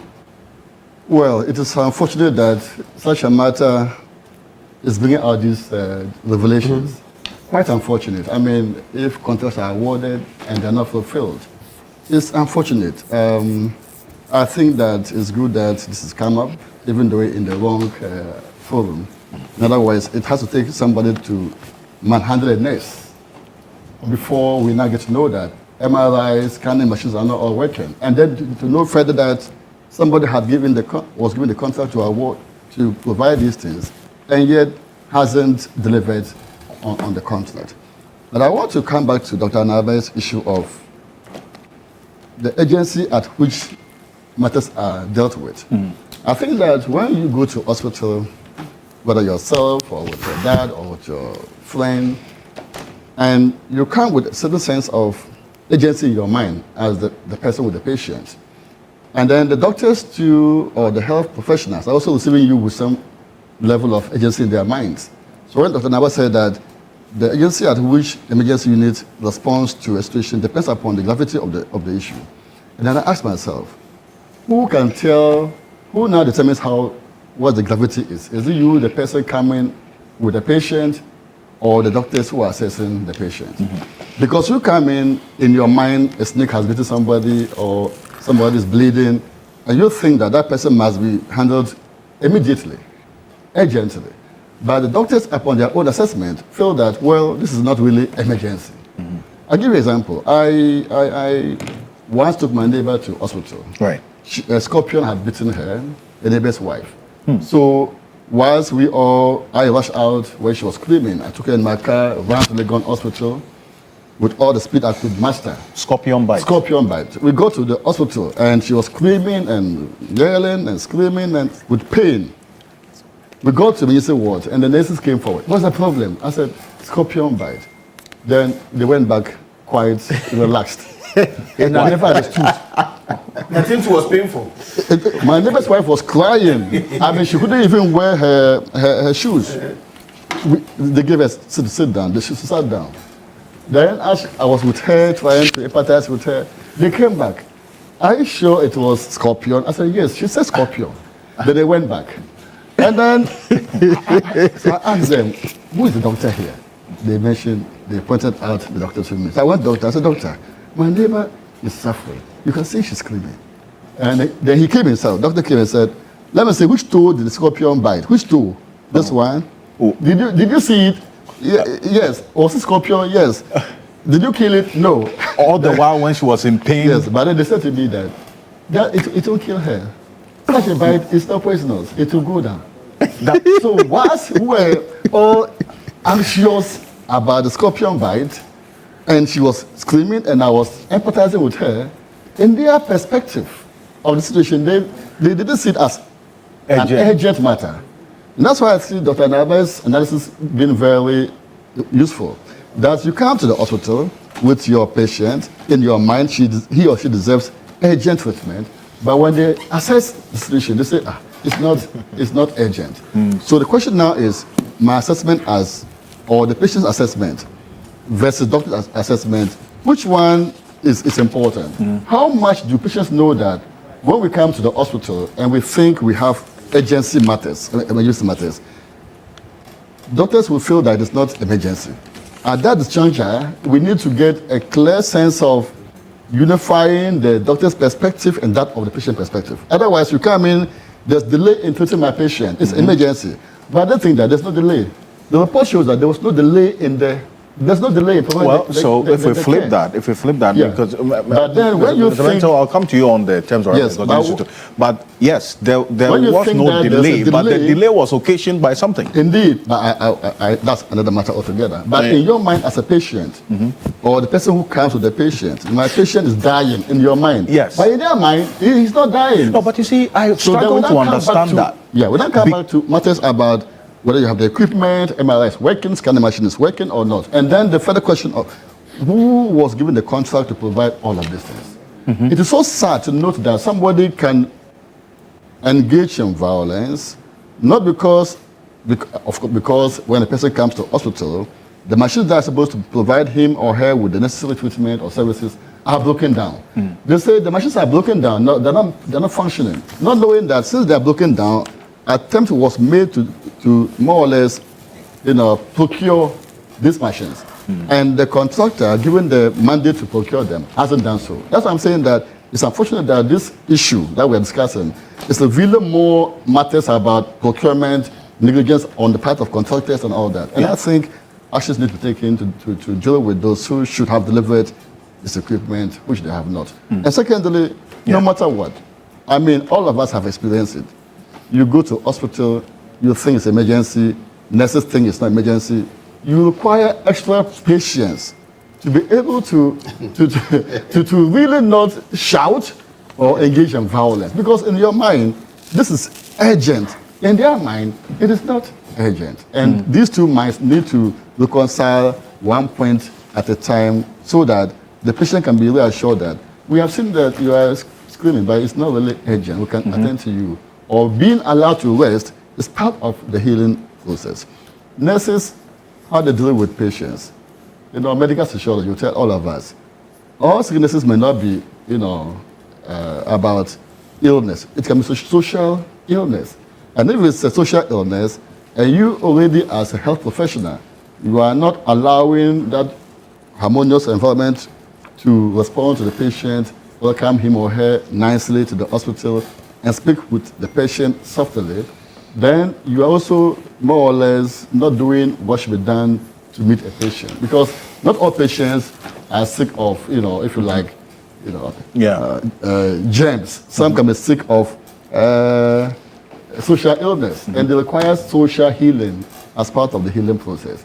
And nurses and other medical professionals should be aware of these things and bring them to play out when they are receiving and dealing with patients. In fact, when you talk about medical resilience, I have so many of you sharing experiences of what's happened at one instance or the other in your lives when it comes to medical negligence. Over 600 of you, we can't just read through all of it, but it establishes the point that there's a problem. There's a problem that underlines what we are seeing now. And the committee touched briefly on it. And that's why I said I struggle to understand when they say, for instance, let's flip to the next page. It says, well, there was no delay in attending to the patient. The committee report. But then, that's the committee report. But then they go on further to say that a delay was occasioned by malfunctioning or broken down, equipment. So clearly there was a problem that occasioned all what we saw in there.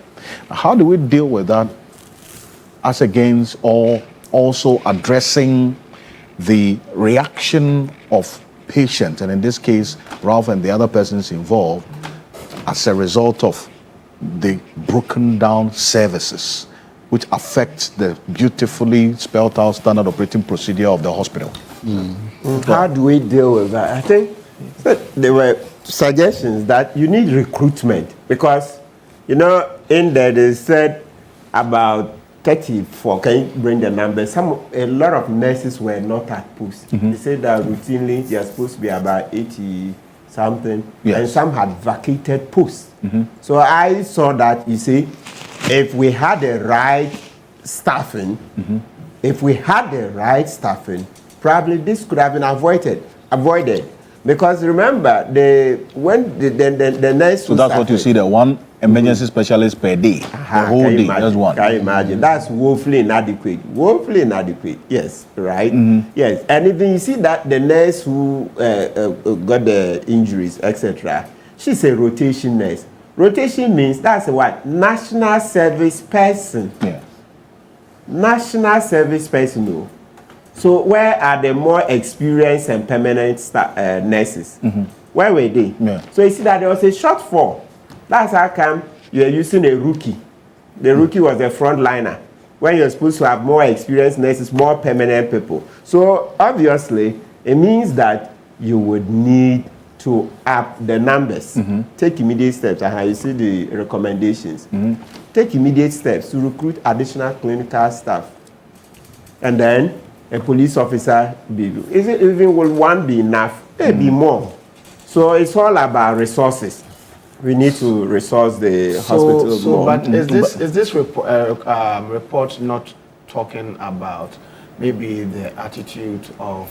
Because I believe the guy went there because of the attitude that was also displayed towards him when yes. And I want to make the point that, you see, the aged-long Fama Nyame attitude of Ghanaians who go through experience medical negligence, if you don't take care, would gradually fade away and give in to a certain attitude where people would react in a very bad manner towards nurses. I've had so many people who have experienced medical negligence and so have lost loved ones. And even when they wanted to go to court, people told them that, oh, we did that. The person is already dead and all. And so it is important that we also caution our health workers and medical practitioners that if you don't take care, you see, we are not a very litigious society.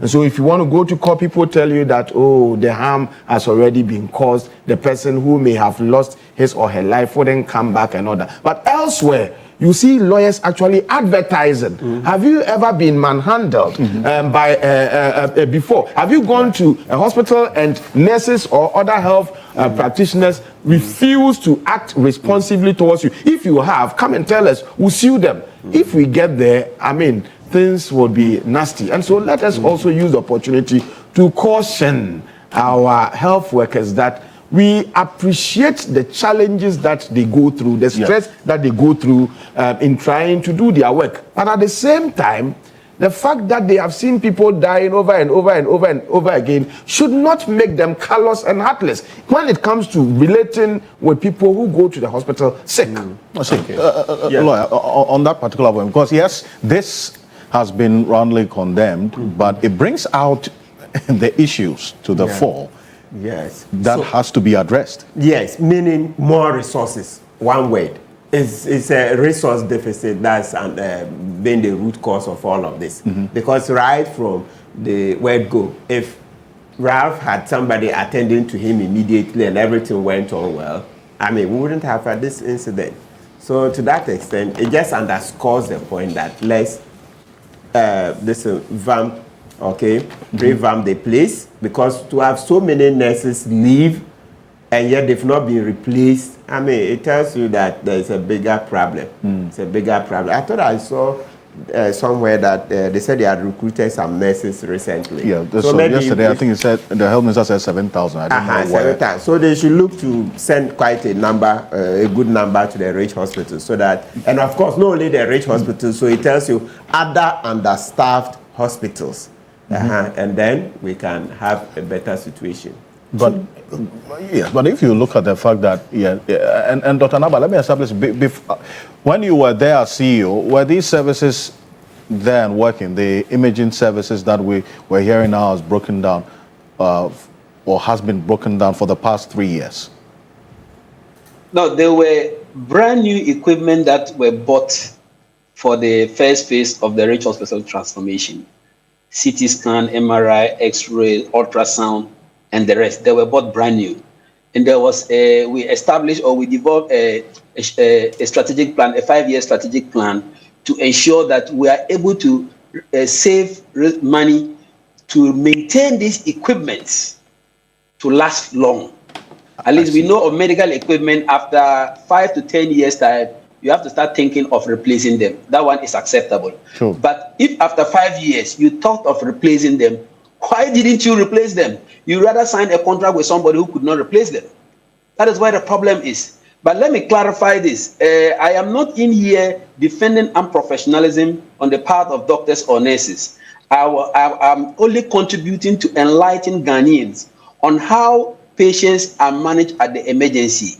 You can come in as an emergency, but the agency at which they will treat you will depend on several clinical parameters, which are internationally established. It is not established by Ghanaians. They are internationally established to follow. And if you follow them, you are able to manage and save more lives than treating haphazardly and losing more lives. So they want to determine this is a triage nurse. The triage nurse is somebody who just look at some vital signs and tick on a paper and classify you. And that one can be done by a rotation nurse. Once you train him and he understands it, he can be there doing it. Or it can be done by an experienced nurse.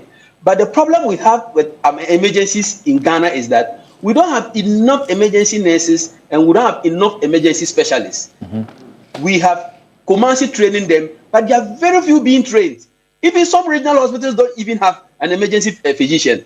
They are attended to by MOs, medical officers, or even house officers. It is up to us to train more of them, just like they have discovered that they lack staffing. And I'm happy it's the ministry that requested for the investigations to be done and the report to be laid before the minister to understand that they lack nurses in Rich Hospital and lack nurses like any other hospital in Ghana. So I believe that the way he thought of solving the problem very fast by commissioning this committee, he would react very quickly by ensuring that we have nurses and doctors posted to Rich Hospital to boost the numbers of the staff there, so that we don't see what is happening. And more importantly, get the imaging service working. Is it the arrangement to get it working? That's where the problem is. I understand. I understand that what we may classify as emergency may not be emergency in the view of the health professional. But that notwithstanding, okay, if you want to tell us that it's not emergency, you should find a way, a proper way of letting person who is not a medical practitioner, who doesn't understand anything medicine. You have to find a proper way of letting him know that this thing, you see it as emergency. It's not going to kill you. There are other more emergency situations that we have to attend to. So calm you down, we'll get back to you. Yeah. But there's a situation where you will not tell us anything. You ignore, and then you are asking about whether national health insurance. I mean, so Doc, respond to that. Respond to that quickly. I want you see, yes, sometimes when if you are explaining to somebody who is anxious, I think the psychologist will tell you it is not in their favor. They hardly listen to you.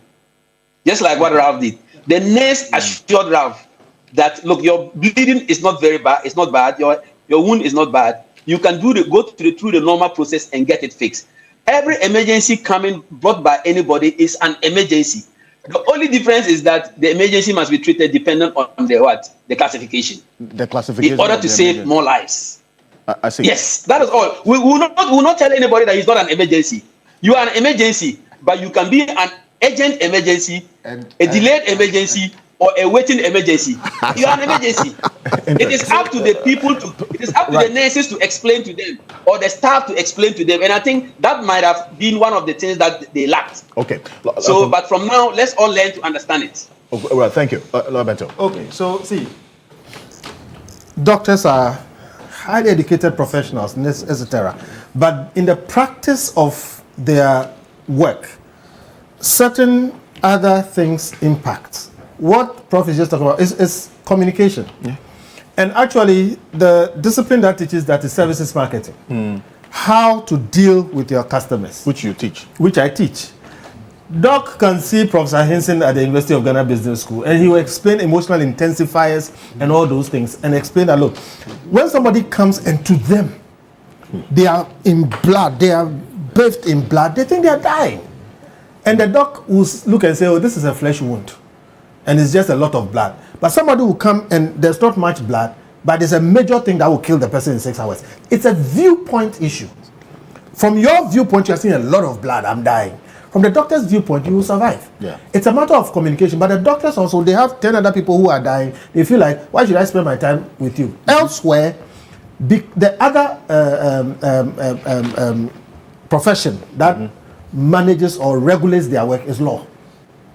People sue them. Yeah. Why didn't this? So services and law, both of which happen to be, So they are told, no, do this and that before you do this and that and that. I think we all must respect each other, and the doctors must appreciate that what Prof is saying is important to your clients. Yeah. So take 2 minutes and explain to the person that, yes, you had a scorpion bite, but it's the kind of scorpion which will give you a lot of pain but will not kill you. So we'll put you here for the next 30 minutes and this and this and this.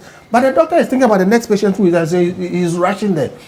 It's not good enough. Okay. All right. So we need to work on that. And then there's the issue of resources. Yeah. Listen, we need to get some things in perspective.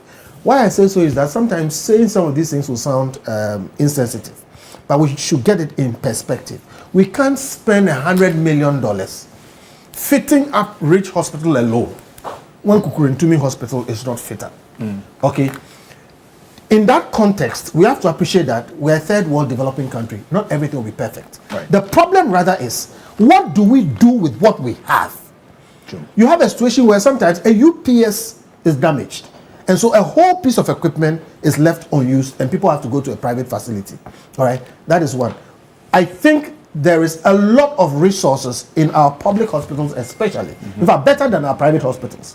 What happens there is that they are neglected and not well maintained. Then there is the issue of resources as a concept. Yeah. I hear Martin say we need more recruitment, etc. Doc will tell you, from a strategy point of view, resources are not just what is presently available. But in terms of strategy, resources include what can be made available as and when it is needed. So in a triage system or in an emergency system, you may have only one doctor. Again, it comes from services marketing. Right. In a restaurant, you have people serving, waiters.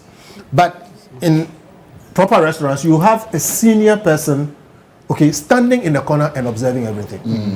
All right? That's right. Depending on the exigency, they will call more people in. Right. Sometimes they will let people go off.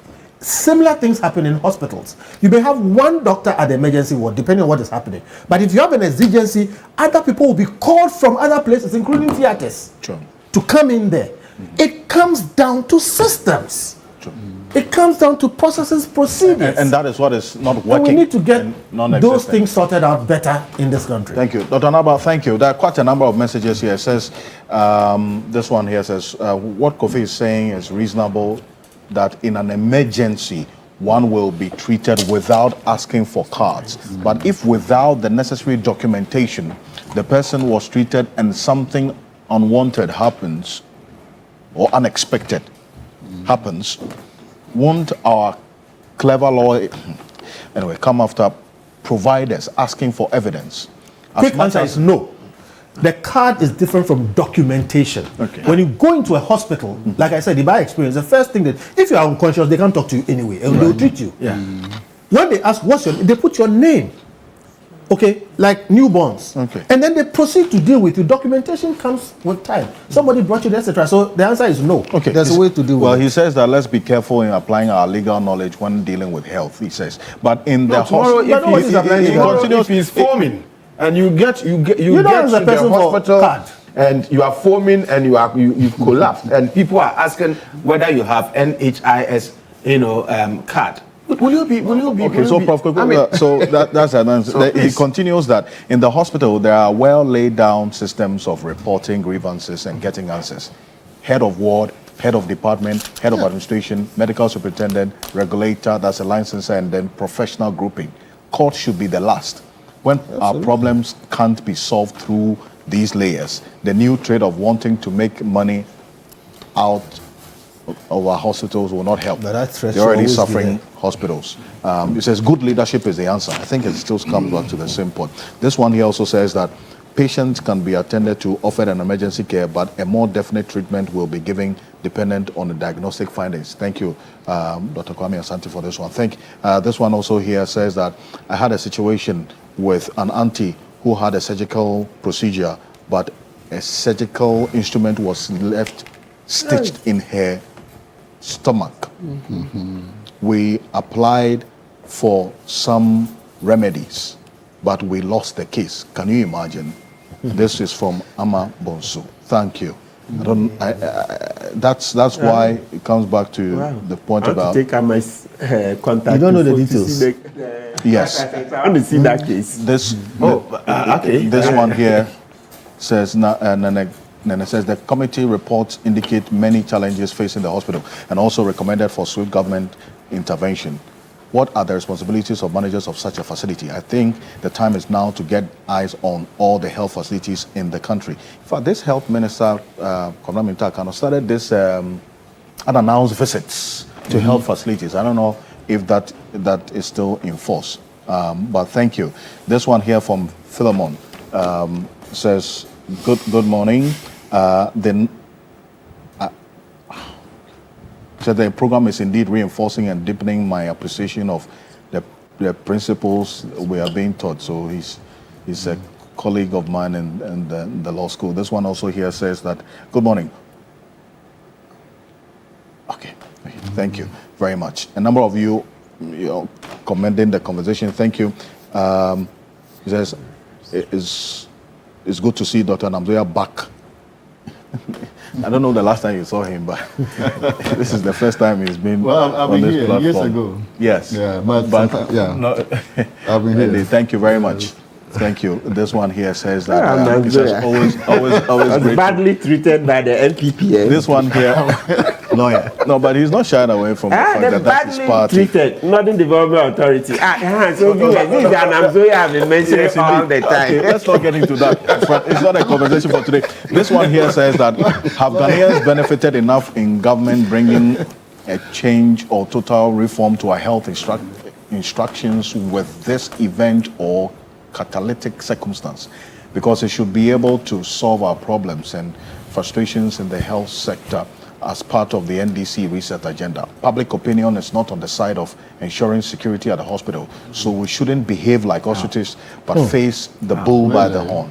The negligence on the part of the nurses and doctors bring many untold stories and sad moments.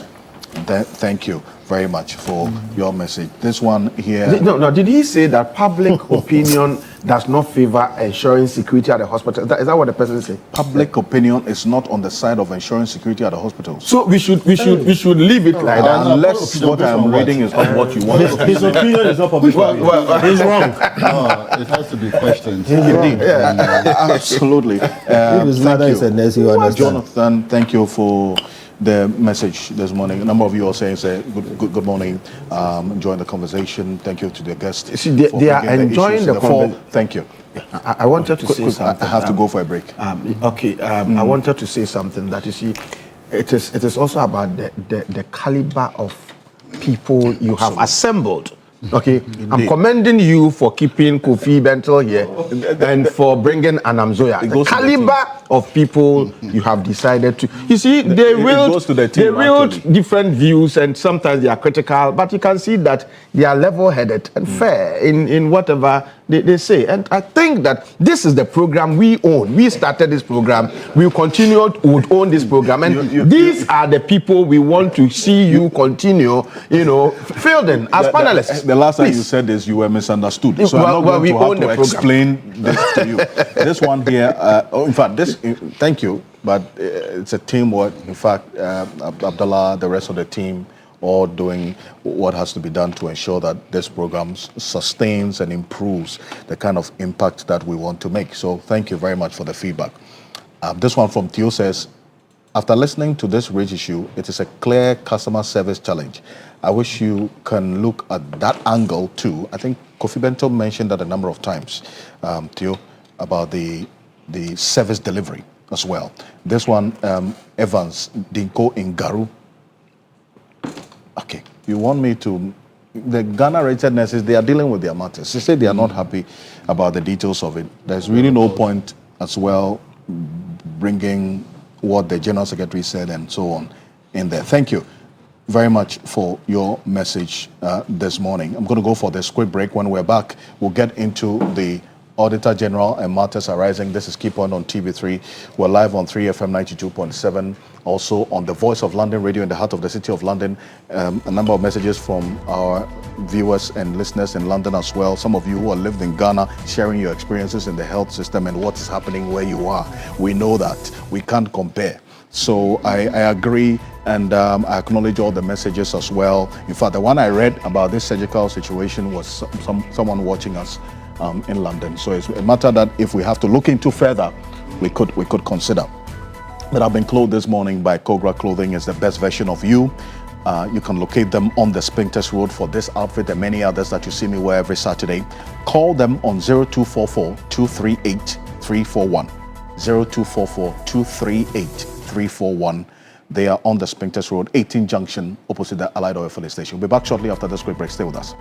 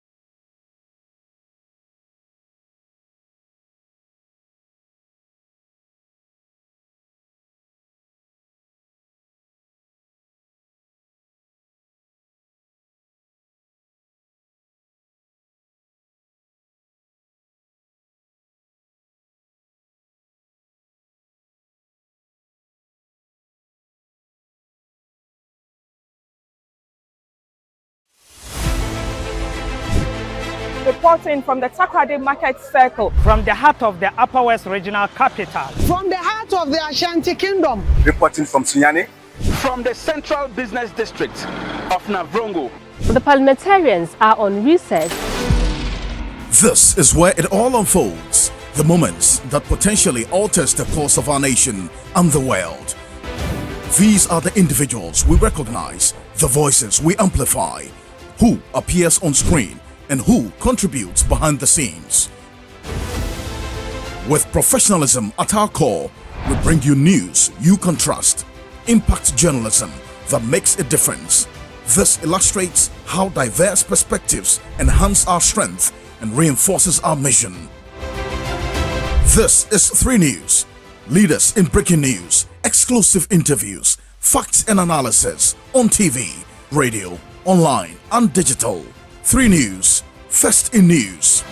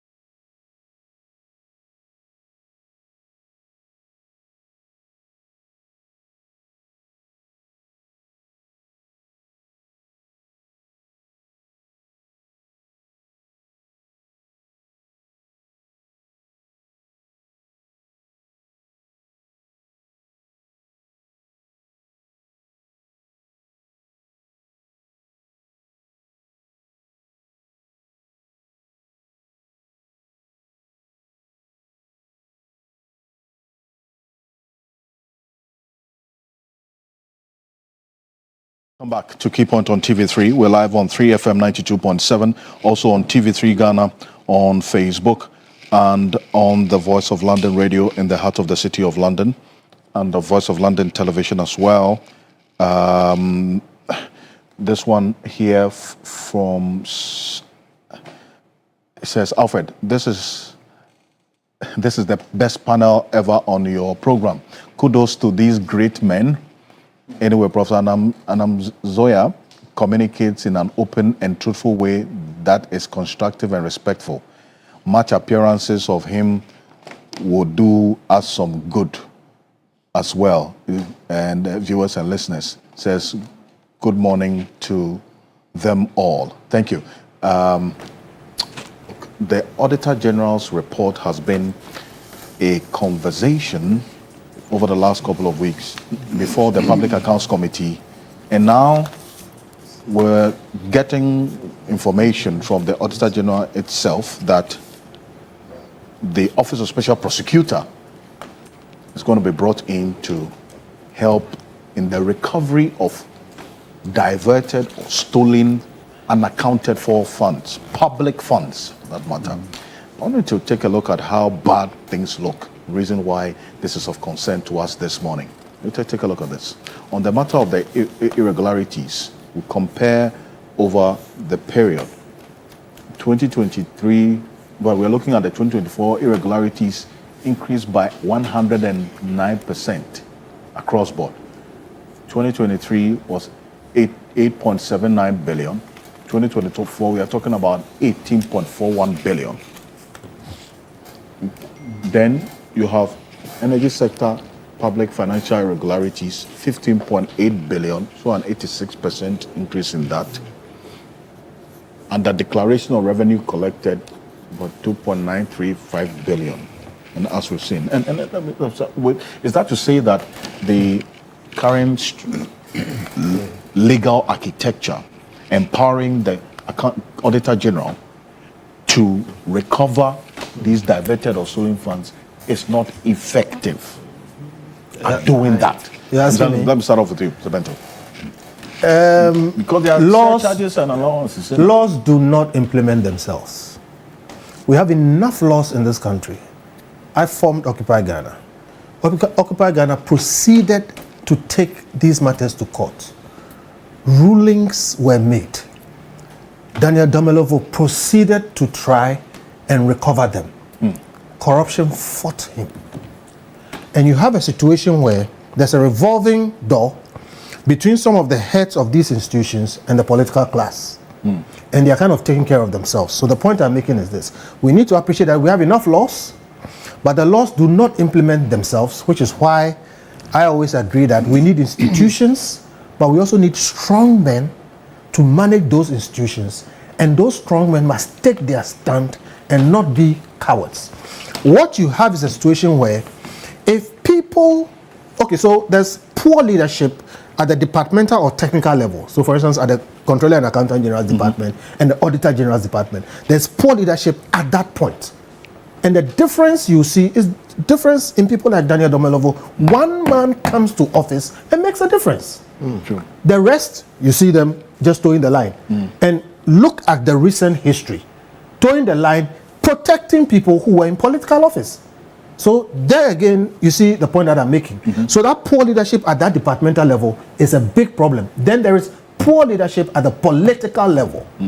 The political level, because when the people at the departmental level or at the heads of those institutions try to do what is right, you get phone calls, you get threats, and you get people in the political class calling you to, take an easy, path regarding their people. Because invariably, those are the people benefiting from the rot. Look, when you see the Auditor General's report and you see the Public Accounts Committee reports, they are a report of our annual perverse culture of looting the state and our leaders refusing to do anything about it. And those leaders are the Article 71 leaders who are the best paid people in this country.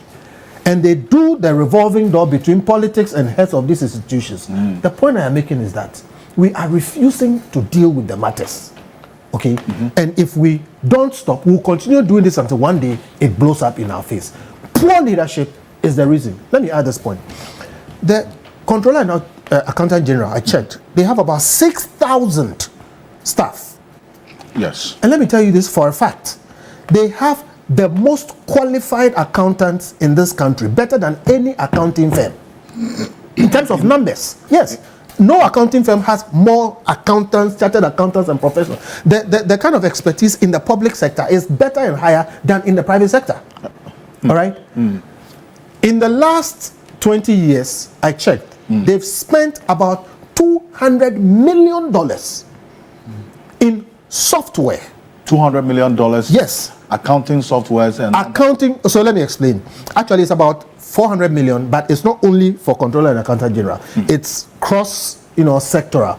But a lot of it is trying to manage government payroll, manage expenditures, manage, all kinds of softwares and things. And the one that can be attributed to Controller and Accountant General across about 20 years is about $200 million. Wow. 6,000 qualified persons, all that money, the payroll, the government's payroll is not more than 2 million people. Not more than 2 million? Not more than 2 million people that government has to pay. Alfred, let me tell you this. Managing the payroll of 2 million people in Ghana can be done by an accountant using one laptop and software costing $10,000. Walmart has 2.5 million people and pays them every week. All right? So tell me why 6,000 qualified people who have spent hundreds of millions of dollars on software cannot handle payroll of 2 million people in this small country called Ghana. And we have to have this annual, and payroll is just one issue. Absolutely. Yeah. When it comes to expenditures, sometimes expenditures, there are no receipts, expenditures that were not authorized, and all kinds of things which are not rocket science. And you see that various forms of irregularities every year. It's become a perennial affair. Yes. Yearly we lament about this, and it keeps getting worse by subsequent years. And I'm telling you why. And payroll is the biggest. And I'm telling you why. This is not a mistake. This is not a problem. This is some people's plan working well. Look at that. Look at payroll. Payroll. Me, I've been looking at this for over a decade. 14 to 57. My brother, I said this is why Occupy Ghana was formed, and we took this matter up, and you know what happened in this country. When we got the one person who was going to do it, they ran him out of office. This is not a problem. This is some people's plan working well. And this is what we set up all those offices in Article 71 to do, for which we pay them very good money. And those people have refused to solve this problem. And this is what we are doing to the country. And I want to, sorry, because I'm bringing it. This is just, and if what Kofi is saying is anything to go by, it says it's a scheme in place by people running it to benefit from the weaknesses in the system. And those who have to check it are either benefiting or sitting aloof, essentially, and being paid for doing nothing. Well, this is unfortunate. I will start by saying that the figures that we see here represent people's behavior. Yes, people's behavior in institutions. So sometimes when we are put into positions, we forget that we are put there as servants. Whether public servants or civil servants, we are all serving the country or serving the public. But where the individual who is serving the public, civil or public servant, tends to not serve himself or herself, that's the consequences. Sometimes I begin to wonder, what do we value as Ghanaians? I actually uphold Mr. Bentel's idea of the need for strong leadership. Why is this continuing every year? It's even increasing. The figures are even increasing. Absolutely. And if this is the plan of others to become wealthy, what happens to the state that they are managing? Why is it that people intentionally, if you like, create situations where they benefit from, and then the state suffers? I think that we need to also understand that when we serve the state, we are serving ourselves. When we work for the state, we're working for ourselves. So if we engage in these actions or inactions, and then the state suffers from resources and not being able to provide what we need as Ghanaians, we can suffer this at the end of the day. Let's say you get sick and then you feel that, okay, you have made so much money, you can be flown out of the country for medical attention. Yeah. But as you got sick, you are required to get stabilized before you are flown out of the country. So you have made so much money out of this behavior. And you think you can fly out of Ghana for medical attention. Now, at the point of sickness, the only clinic near to your community is not well equipped. But that's where they should take you to stabilize you before they fly you out. Then you find that, well, I should have behaved in a way to ensure that resources are left for the state to provide for me as a Ghanaian. So when we behave negatively as public servants or civil servants, the negative consequences can be also affect the perceived beneficiaries. I mean, there are many people who died in Ghana because they were first sent to the nearest medical hospital to get stabilized before they are flown out. Yeah. But if that nearest medical facility is not well equipped, then you find that that's your doomsday. So this is about behavior, it's about attitude. But again, if people don't want to behave as expected, what do? We sanction them. That's why and the sanctions must be very vigorous, must be very public, must be very immediate. I mean, we need leadership who can crack the whip immediately. And I think we've been talking about development. If you have resources and you have poor attitude towards the state, we see the state to be a stranger, unfortunately. The state is a stranger, it's not my father's property, it's not my father's job. So we behave towards the state in a way that benefits us. So when we get the opportunity, we want to steal from the state, abuse the state, see the state to be a strange entity and see us to be outside the state, whereas in actual sense, we are part of the state. Indeed. So if we don't get this notion right, that we in the state are one, and think the state is different from us, we'll keep behaving in a way that we are doing now. I mean, and that's what leads to all these increasing figures of money going down the drain, and yet we are unable to recover them. And we don't also see how they are being sanctioned as much as they should have been. So I think we need to have strong leadership to crack the whip as and when there's the need. But that's what, in terms of leadership, that's what governmental reference about what Daniel Domelevo brought as an Auditor General. It shouldn't be about the personality, is it not? There are functions of that particular office, but it appears that even though the functions are clearly stipulated and how such irregularities should be dealt with, including surcharges, we haven't seen much of that in place, at the least. That is what is also encouraging these levels of irregularities that we're seeing.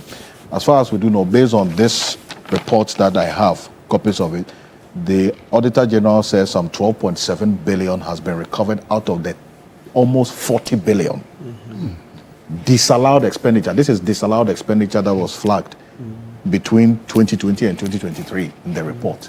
So where is the disconnect? Where is the deficiency in the process of addressing some of these irregularities, reason why we have to deal with increasing levels of fraud, corruption on a yearly basis in the public sector? Yeah, so it's a very complex one, but let's start this way. It's the political patronage. It's a very complex problem. It has various facets. Political patronage, impunity, incompetence, and a lack of participating citizens. Citizens not participating enough. That's not holding the duty bearers to account. We could go on and on. There are many, but I'm looking at the first four. Political patronage, the incompetence, right? The impunity. Maybe impunity first. What are we talking about when we come to impunity? You said 12 point something recovered out of 40. The figures are even more. I mean, Otba, Ghana, etc. Years past. The last time we did a demonstration, could be here. You know, this Auditor General went to the demonstration, right, in 2020. Was it 2022? Earlier on, September or something like that. Went on a demonstration asking for better, outcomes, etc.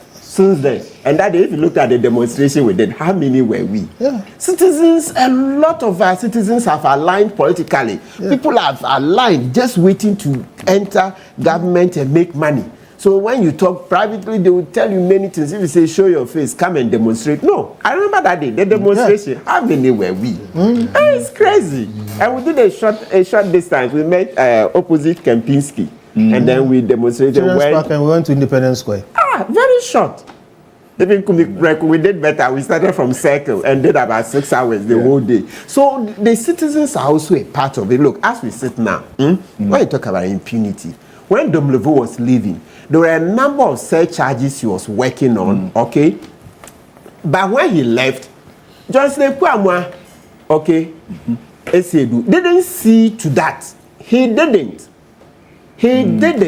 I wrote this to make inquiries, and then long story short, me too, it's pro bono. So there's a limit to which we can fight. You remember earlier on they did illegal recruitment. This is they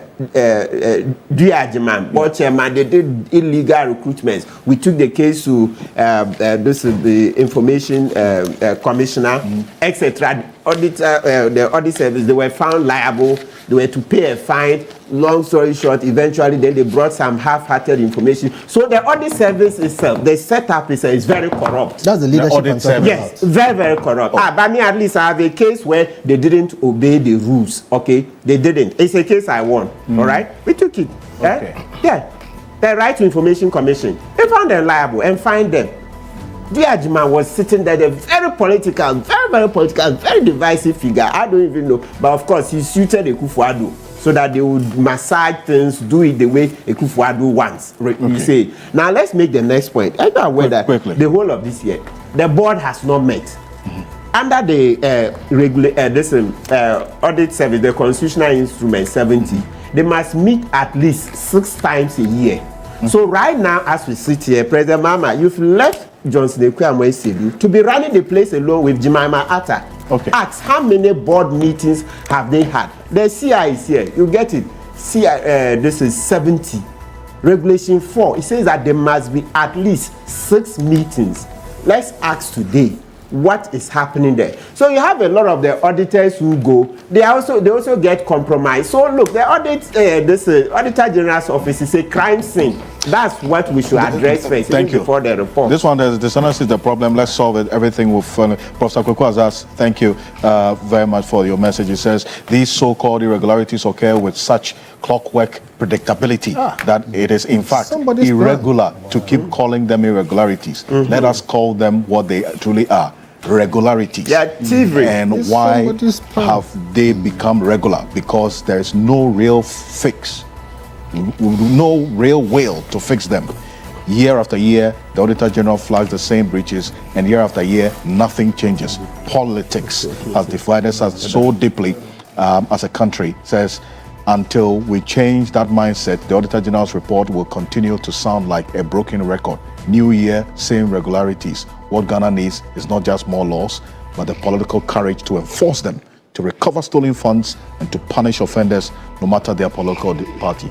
Prof, well, 2 minutes. On the regularities of these irregularities, I have seen, to my amazement, people acting to sideline rules and looting as if there won't be tomorrow. Okay.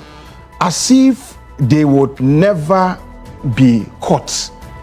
I've seen people acted in a way that is even shocking to some of their own bosses they worked with. Somebody is working somewhere and said, do you know what this guy has done? And it comes up to light and says, hey, did this happen? And maybe it is because we haven't dealt with these things or with these guys punitively enough. And thankfully, for the first time in the history of Ghana's Fourth Republic, there has been oral. And this government has shown clearly that it wouldn't tolerate such acts.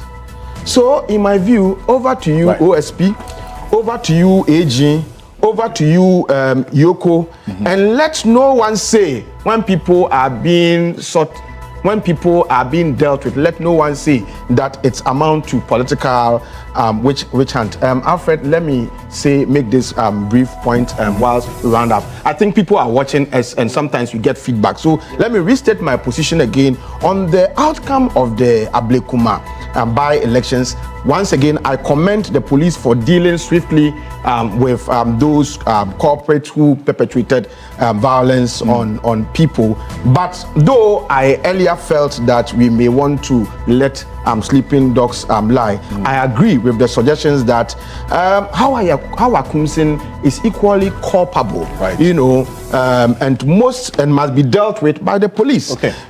Just as the corporates, at the Ablekuma, violence have been dealt with. Thank you. I think we must go back to look at what he did, and there is no expiry date to crime. Thank you. So let's thank you very much. And for this, I think we have to do that. I have to go way back. I do. Thank you. No. I have to round up. Time is up.